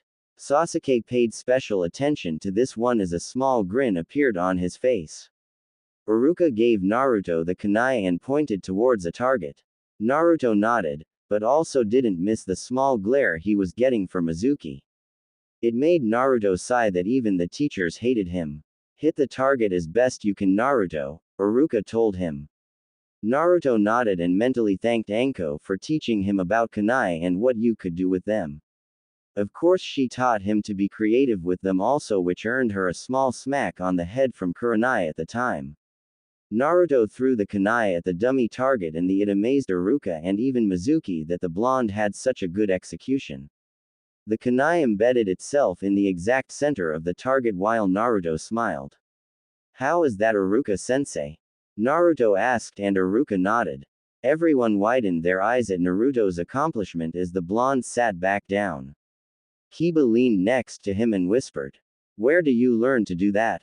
Kiba asked and Naruto grinned. I learned how to throw them a year ago, Naruto said and Kiba pouted, which followed a small mutter of, show off, making Naruto smirk. Sasuke then rose his hand that he would like to try and Aruka allowed it. You can do it, Sasuke-kun. Sakura yelled before Aruka shushed her so that Sasuke could concentrate. The Uchiha thanked his sensei before looking back at the target. He had been training with his mother and he knew he had improved. He wouldn't fall behind Naruto at all. Sasuke threw the kunai at the target and it came to the center also. Most of the girls cheered for the Uchiha as he sat down.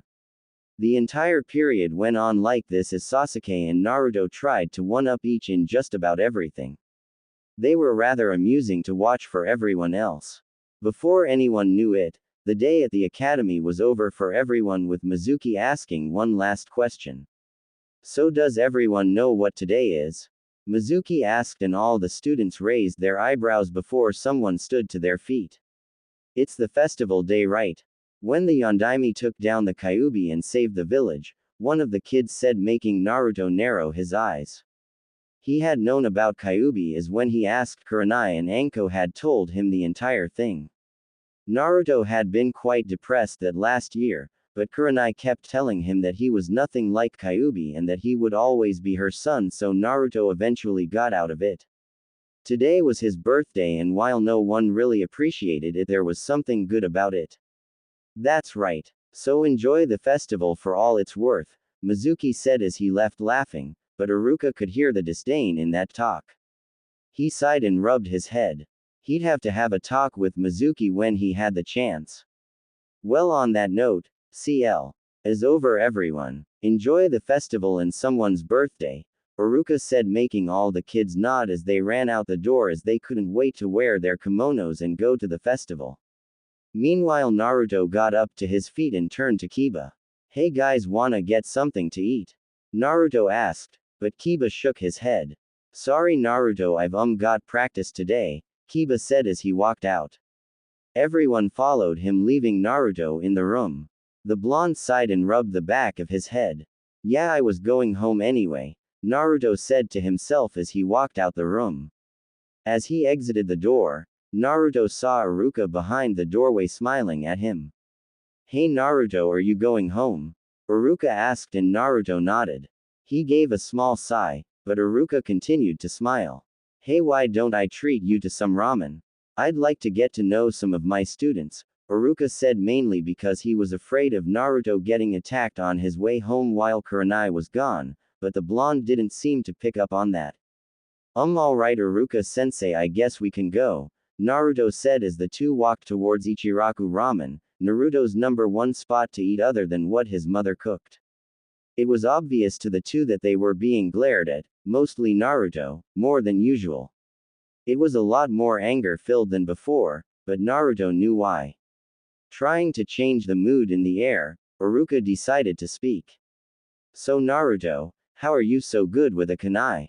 You really surprised me, Iruka said, and Naruto slightly smiled.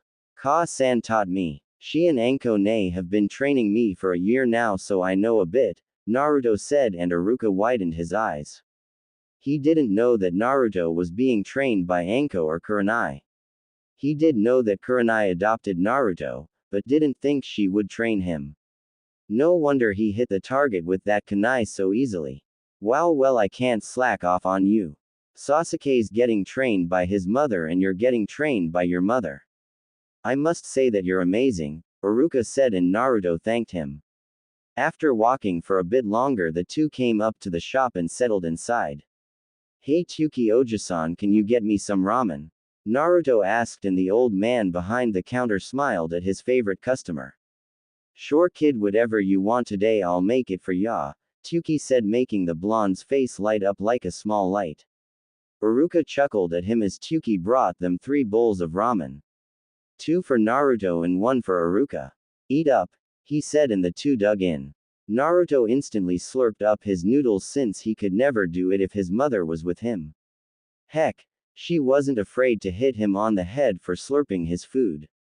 Iruka merely chuckled at him and he continued to his own bowl while he watched Naruto eat his food. The two ate in relative silence and simply enjoyed their food. They didn't talk about much except for being glad to know that the other would be teaching. When all was said and done, Iruka left Naruto alone and the blonde walked off. He had nothing to do since his mother was gone, so he decided to head home and get some rest before Anko came home.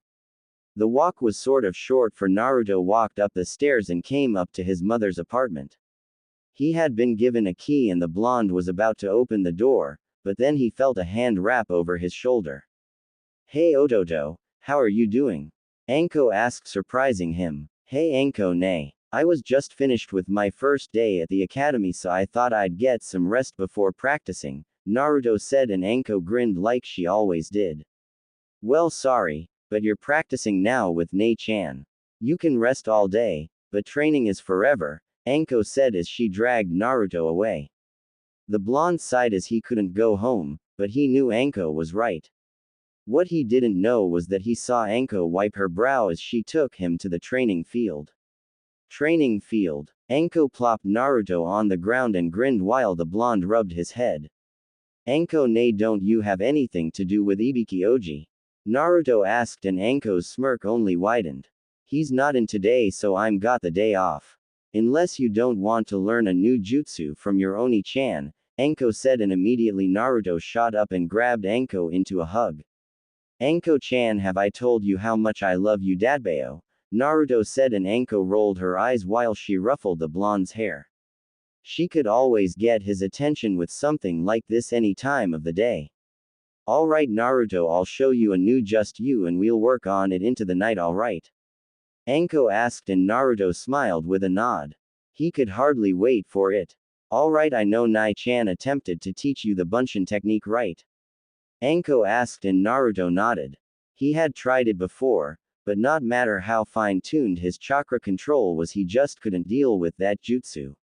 Alright then, I'll teach this to you. I learned it a few days ago and realized it would be perfect for a chakra house like you. Now watch me, Anko said as she crossed her fingers. Naruto raised an eyebrow as she yelled. Kage Bunshin no Jutsu, Anko said, and immediately a clone came next to her. Naruto figured it was an illusion, but he was shocked when he saw the clone move and it patted him on the head. Anko Ne, there's 2 of you? Naruto asked, and the 2 Ankos smiled at Naruto's confusion. That's the Kage Bunshin Jutsu, Naruto-kun.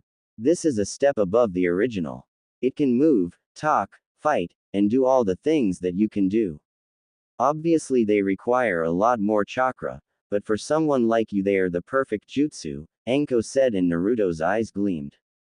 He immediately got to his feet and tried it. Kage Bunshin no Jutsu, Naruto yelled and allowed his chakra to flow for a while. Soon 3 clones appeared next to him and Naruto jumped up and down while Anko's eyebrow twitched. She worked on that technique for 3 hours. When she found out about the technique and just seeing her hand signs, Naruto got it in under 10. Kami, you are so not fair, Anko said in thought while Naruto and his clones conversed, but then Anko brought them all to attention. Well, since you seemingly have that down, we'll go on with one more jutsu that I'll teach you, Anko said, and she touched the ground. She held up a single hand sign and yelled, Ninpo. Shin no Otoshiana, ninja art.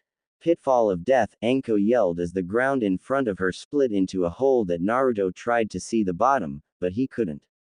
Don't be fooled, Naruto. You might not see anything, but down there are thousands of kunai that will really cause you some pain. Do you want to jump inside? Anko asked, and as she did, she saw Naruto whistling all the way next to a tree quite a few ways from her. Oh, come on. I wouldn't really push you down there. Nai-chan would kill me, Anko said, and Naruto warily walked over. In all honesty, this is probably a mid-C ranked jutsu since it doesn't really use that much chakra, but that depends, Anko said, and Naruto raised an eyebrow. On what, Anko ne? Naruto asked, and the snake mistress chuckled. Well, it depends on how much chakra you put into it and how deep you want the pit to be. It works like a charm though, Anko said, and Naruto stood in a space a bit further. So can I try it now? Naruto asked, and Anko nodded as she watched him go for it. Naruto had practiced the 2 new jutsu that Anko taught him, and while the Kage Bunshin was a piece of cake for him, the death trap that he tried to keep making wasn't. It was either too short or rough. Anko told him that the solid part was to make it long and steep so the person trapped inside wouldn't be able to use chakra to cling to the walls of the trap.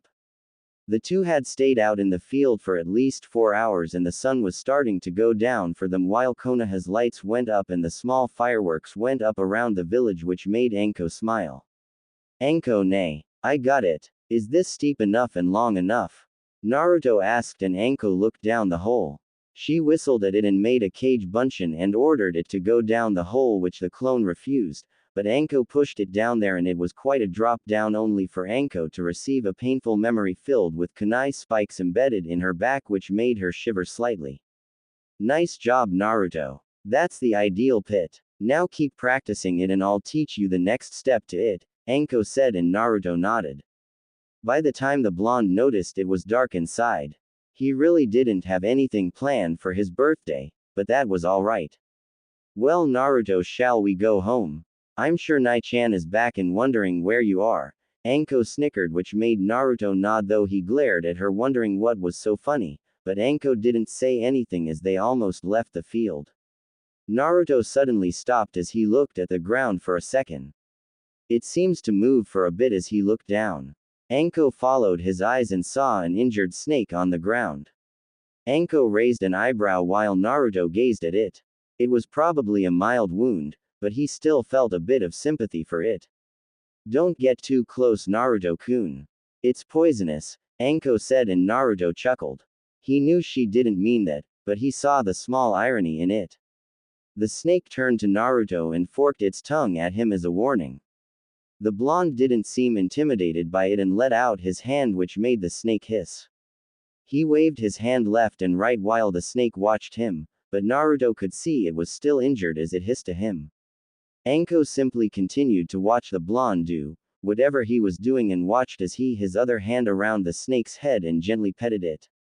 Anko was about to warn Naruto, but she was amazed when the snake didn't strike the blonde and simply took in his scent with its tongue. The snake slowly stopped hissing as Naruto rubbed the back of its head. On a closer inspection, Naruto could see that the snake had black, scaly skin with a red diamond pattern going down its back. It really looked beautiful when brought to the light. It was rather an average-sized snake, Anko figured, and it was about the entire length of Naruto's arm. Anko ne? Think you can heal a snake? Naruto asked, and Anko narrowed her eyes at the blonde. You think that just cause I'm called the snake mistress I can heal a snake? Anko asked, and Naruto gulped. She smiled as she looked through her trench coat for a bandage and some disinfectant. The snake watched Anko cautiously as she sprayed the disinfectant over the snake's wound. The snake hissed a bit and forked its tongue at her. Anko stuck her tongue back at it and placed a bandage over the snake's wound. There, he should be fine. Snakes can regenerate fast when they want to, Anko said, and Naruto nodded. It was then that the snake slid up Naruto's arm, surprising the blonde and Anko as it around his neck. It didn't try to strangle him, but just kept firm on it. It seems he likes you, Anko said, and Naruto turned to the snake. The snake forked its tongue at him as it started to slither around his arm for a bit. I think so too. What should call him? Naruto asked, and Anko chuckled, but remembered to take Naruto home. As they walked home, both Naruto and Anko tried to come up with a name for the snake that had taken a small liking to Naruto as they appeared in front of Kurenai's apartment.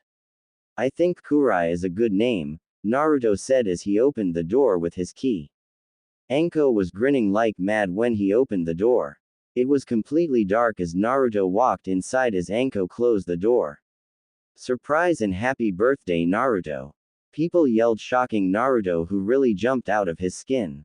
Kiba, Shino, Shikamaru, Choji, Sasuke and Hinata in the room along with Kurenai, Sarutobi, Tsuki, Ayame, Ibiki, and Makoto. Happy birthday, Naruto-kun, Kurenai said, giving Naruto a hug. She had noticed the snake around his arm and admitted she was sort of worried, but the snake didn't do anything as it flicked its tongue at her. She had been around Anko all the time, so being around a snake was almost no surprise to her. Where'd you get the snake, Naru-kun? Kurenai asked, and Naruto softly petted the snake's head, making everyone else glare at it. I found it in the forest. Anko-ne helped it and it likes me. Think I could keep it? Naruto asked, and Kurenai raised an eyebrow. Sasuke, Shino and Shikamaru gazed at the snake for a bit longer. Well, it is your birthday, so I guess you can, Kurenai said, and Naruto thanked his mother. It was then that Naruto turned to his friends. When did you guys get here? Naruto asked while Sasuke rolled his eyes. Please, loser, Ka-san made me come. She said. Rivals go to each other's birthday for some reason, Sasuke said, and Naruto grinned when he saw Makoto wink at him. She, of course, knew about Sasuke's rivalry to Naruto and thought that her son could use the good competition. It would be great for Sasuke to forget that night. We got here about half an hour ago. Kurenai-san had us put up these decorations. Kiba had been a little obvious back at the academy, but we pulled it off, Shikamaru said, rubbing the back of his head. Naruto smiled with a nod as Ayame and Tsuki brought a chocolate cake in front of the blonde. It might have been the day of the festival for Kyuubi's defeat, and that was good reason to celebrate, but for everyone else a birthday was just as good to them. Happy birthday, Naruto-kun, Ayame said, and everyone gathered around Naruto. There were 8 candles, and the blonde smiled again. Blow them out, Naruto, so I can have some of that cake, Choji said, drooling, and just as easily the blonde blew the candles out and everyone clapped for him. Now that he's 8, I think I'll start with my present, Anko said as she bit her thumb. Everyone watched as she went through her hand signs and hit the ground. Immediately there was a poof on the ground which brought out a large scroll in front of Naruto. Naru-kun, this is a big gift that Nai-chan and I talked about it a year and a half ago. I told her that you should sign this like your Nai-chan. So Naruto-kun wanna be a snake summoner? Anko asked while Sarutobi grinned. He could only imagine if Minato and Kushina could see Naruto now. Anko-ne, are you sure I can? Naruto asked, and Anko turned to the snake that was still wrapped around his arm while it forked its tongue out. Oh, I'm sure. You seem to have a real gift with snakes. I think your friend there can agree, Anko said, making everyone smile while Kurenai patted Naruto's shoulder. Go on, Naruto. It would also mean much to Anko if you did, Kurenai said to her son, and the blonde saw Anko stutter while she insisted that it wasn't true, but to her it'd be nice if she wasn't the only one who had this contract with them besides her and Him. Alright, where do I sign Anko ne? Naruto asked and Anko unfurled the scroll. Right here. Just bite your thumb then trace your name into the paper, Anko said and Naruto nodded. He knelt down and bit his thumb then wrote his name over the scroll. It glowed for a bit then faded. Soon a snake came out in a dark green hexagonal pattern. SSSO, you're our newest SSS summoner, right? How nice. See, the female sounding snake said and Naruto blinked. Nice to meet you. I hope to do good with the snakes, Naruto said and the snake smiled while she looked at the snake around Naruto's arm. Well, the girl on your arm like SSSSS you enough. SSS, she says that wants to thank you for helping her, the snake said and Naruto widened his eyes. So this was a girl he had on his arm. How cool was that? Well, thank you. Anything I should know? Naruto asked and the snake woman shook her head. No, not really. Just be kind to USSSS and we'll be kind to you, the snake said as she bowed and disappeared. Naruto then looked back at the snake on his arm and smiled. I got it. Your name will be Makata, Naruto said and the snake forked her tongue at him. Everyone thought over the word and found that it meant Ali, in kanji. Makoto giggled at the idea while Makata slithered into Naruto's jacket and the blonde giggled when he felt her ball up and rest near his body. Well, that's my gift, Naruto-kun. Now then, anyone else? Anko asked and soon everyone stepped forward. Kiba gave Naruto a scroll about taijutsu while Sasuke gave Naruto a demon wind shuriken that was special to his clan. It was made of a special metal that made it almost unbreakable to any type of attack. There were only 10 in the whole clan, so Sasuke gave one away to Naruto. Enjoy, if loser. I'll be sure to fight you with one, so don't hold back, Sasuke said with a small grin and Naruto nodded at him. Hinata and Shino had gotten Naruto a book and some ointment which both were said to be bestsellers. Choji and Shikamaru gave Naruto, with their parents' help, an exclusive kunai and shuriken set with some high-grade metals. Hope you like them. It's not hard to know what you like, Shikamaru said rubbing the back of his head with a yawn while Naruto shook his head. Next was Ibiki who had given Naruto some jonin wire. It was used mainly for trapping someone, but it was still a great gift from the head of interrogation. After him was Tyuki and Ayame who gave Naruto a small coupon for a month of free ramen to which Naruto would take extreme advantage of. Second to last was Sarutobi and the old Hokage smiled as he gave Naruto a single kunai. It was three-pronged making everyone look at the kunai funny, but Makoto widened her eyes and simply turned to Sarutobi. Are you sure about this? Makoto asked and Sarutobi nodded. One piece of his heritage, Makoto-san. A few years at a time, Sarutobi said and Makoto shrugged. She wouldn't tell her Hokage what to do. When Naruto was done with his gifts, Kurenai came up to the blonde and gently smiled. She gave him a piece of cloth and the blonde unfurled it. He widened his eyes at what was inside. They were two short blades, each about the half the length of his arm. They were Kodachi and Naruto loved them. Lots of genjutsu users and ninjutsu users have these. Most prefer kunai to these, but this is the standard, Kurenai said and Naruto hugged his mother. Thank you, Ka-san, I love them, Naruto said and soon enough the blonde and everyone else saw a small fire in the village. Everyone looked while Sarutobi, Naruto, Anko and Kurenai widened their eyes. It was Naruto's old apartment that was on fire and Naruto frowned. You don't live there. You live with me, Naruto. I promise they won't hurt you. Not that they could, Kurenai said and Naruto's face brightened. Well, we're going to go now. Enjoy your birthday, Naruto, Shikamaru said and people started to leave. Anko also left leaving Naruto, Kurenai and Makata in the room. Never imagined this, Ka-san, Naruto said and Kurenai nodded with she drank some water. Naruto was drinking some juice. He could feel Makata's coils against his body and chuckled. He really did like snakes after all. So Ka-san, are you going to be a jonin now? Naruto asked and Kurenai set her cup down. That's right, Naruto-kun. I'm going to be a jonin. I'll be busy a lot more, but Anko stays pretty close to the village so you'll be fine with her, right? Kurenai asked and Naruto nodded.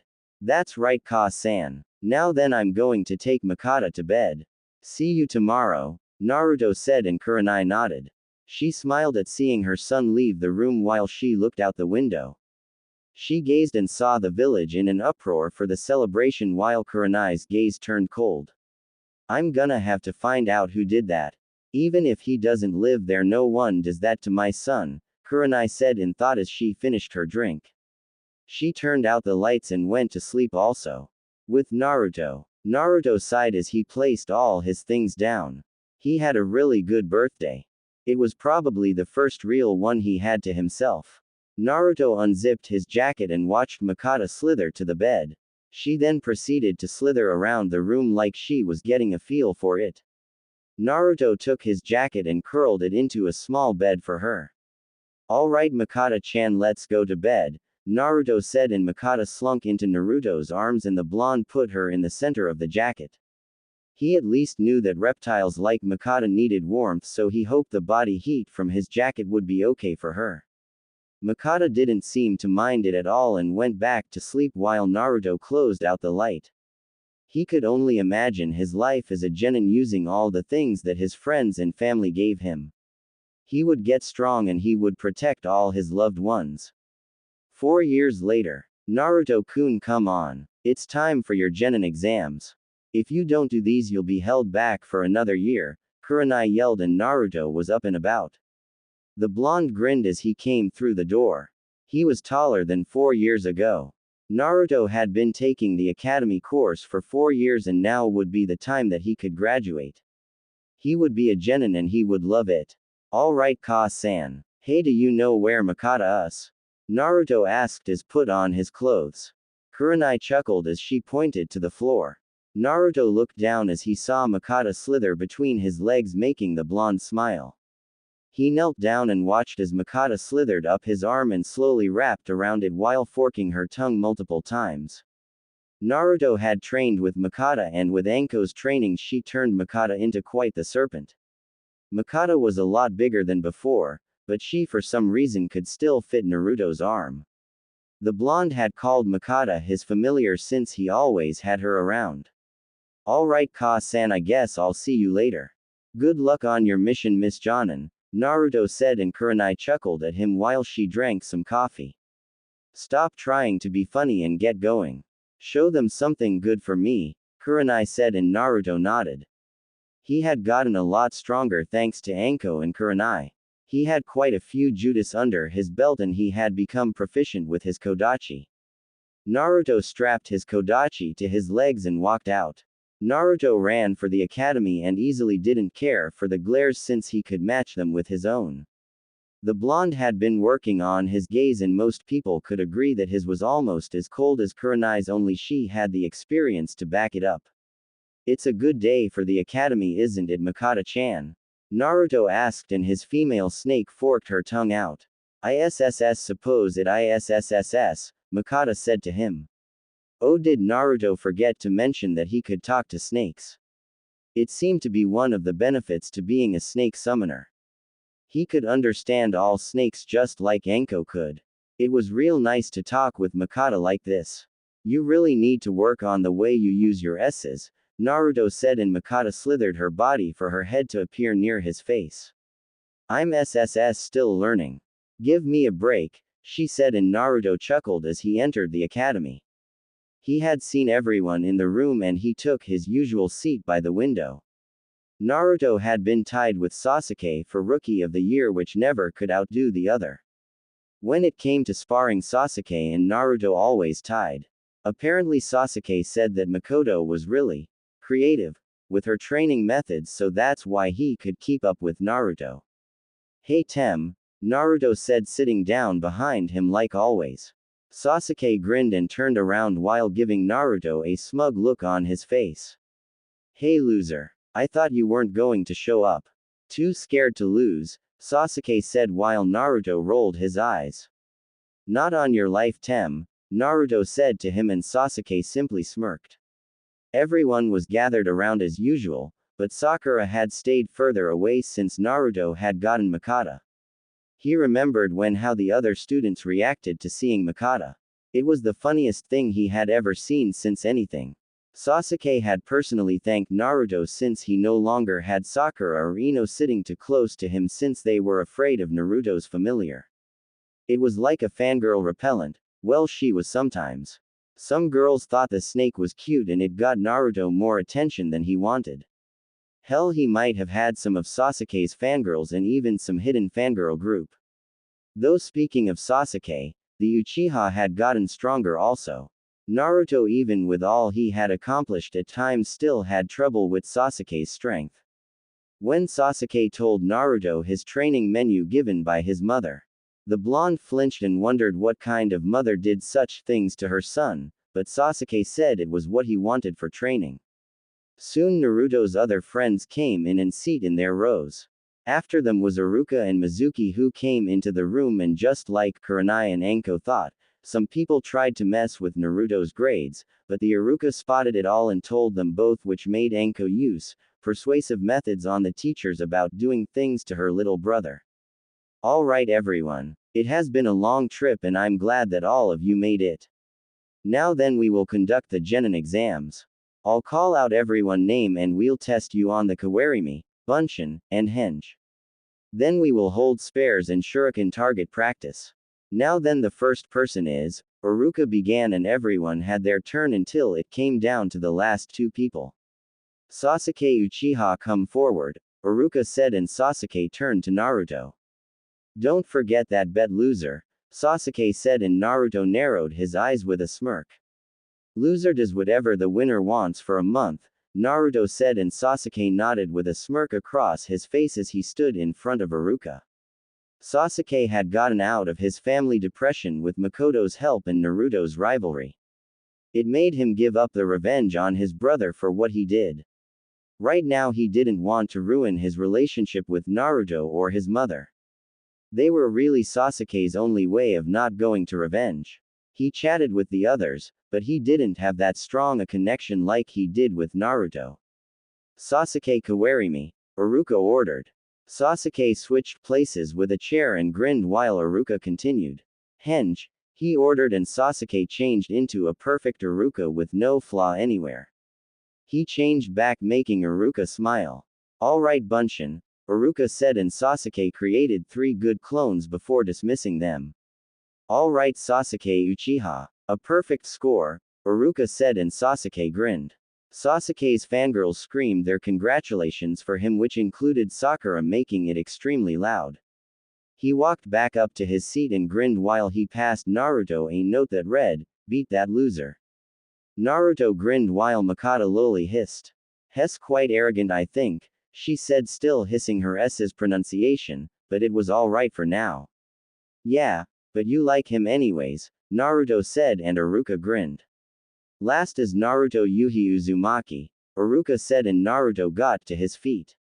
He quickly walked over to Iruka and gave a small grin that was aimed at Sasuke before standing in front of Iruka.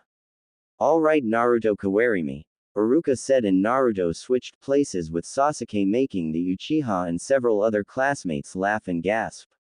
The blonde then switched back while Sasuke snorted. "I'll make you pay for that, loser," Sasuke said, but Naruto waved him off.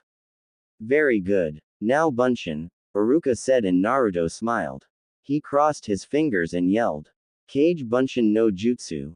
Naruto yelled, making 5 clones appear next to him as they gave Iruka a thumbs up, but someone protested. "Iruka, that is not the Bunshin technique. Tell Naruto that he should do the Bunshin or he doesn't pass. I know he wants to graduate, but we have to be fair," Mizuki said while Naruto narrowed his eyes. Iruka sighed as he shook his head. "Mizuki, you know as well as I do that the Kage Bunshin is a better variation of the Bunshin. The fact that it's harder to do makes it all the more why Naruto should get credit.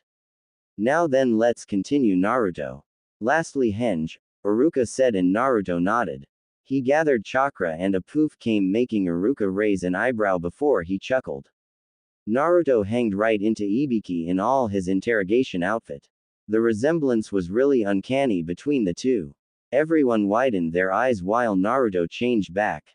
"Very good Naruto. A perfect score, Iruka said, and just like Sasuke, Naruto's fangirls screamed, also saying how cool the blonde was to them. Naruto sat behind Sasuke and gave him the note which said, "I can do this all day, Tem." Sasuke crunched the note and chuckled. He was gonna make Naruto eat those words. Alright, that's the end of the first part. Everyone follow us to the sparring mats, Iruka said, and everyone followed out. Having gotten to their desired spot, everyone gathered around while Iruka raised his hand. Who wants to go first? Iruka asked, though he knew what the answer to that question was, so immediately Sasuke and Naruto raised their hands. The two boys grinned at each other and stood on the mat. Everyone gathered even closer while the girls had hearts in their eyes over the two boys. Sasuke-kun is gonna kick Naruto's butt this time. He's so hot, a girl said while another scoffed. Please, Naruto-kun is the best. Those whisker marks make him so cute, another girl squealed. Naruto and Sasuke sighed as their fangirls continued their rants. It was so amazing how silly this could all be, but both weren't thinking about that at the moment. Well, loser, it seems that I get to really settle this with you, Sasuke said, and Naruto chuckled. I'd like to see you try it, Tem, Naruto said as Mikata slithered off his arm and into the arms of a girl who wasn't afraid of her, or rather found her to be cute than creepy. Iruka smiled as he raised his hand. As for the conditions, since you both will disregard this rule anyway, you are to only use D-rank techniques if you must.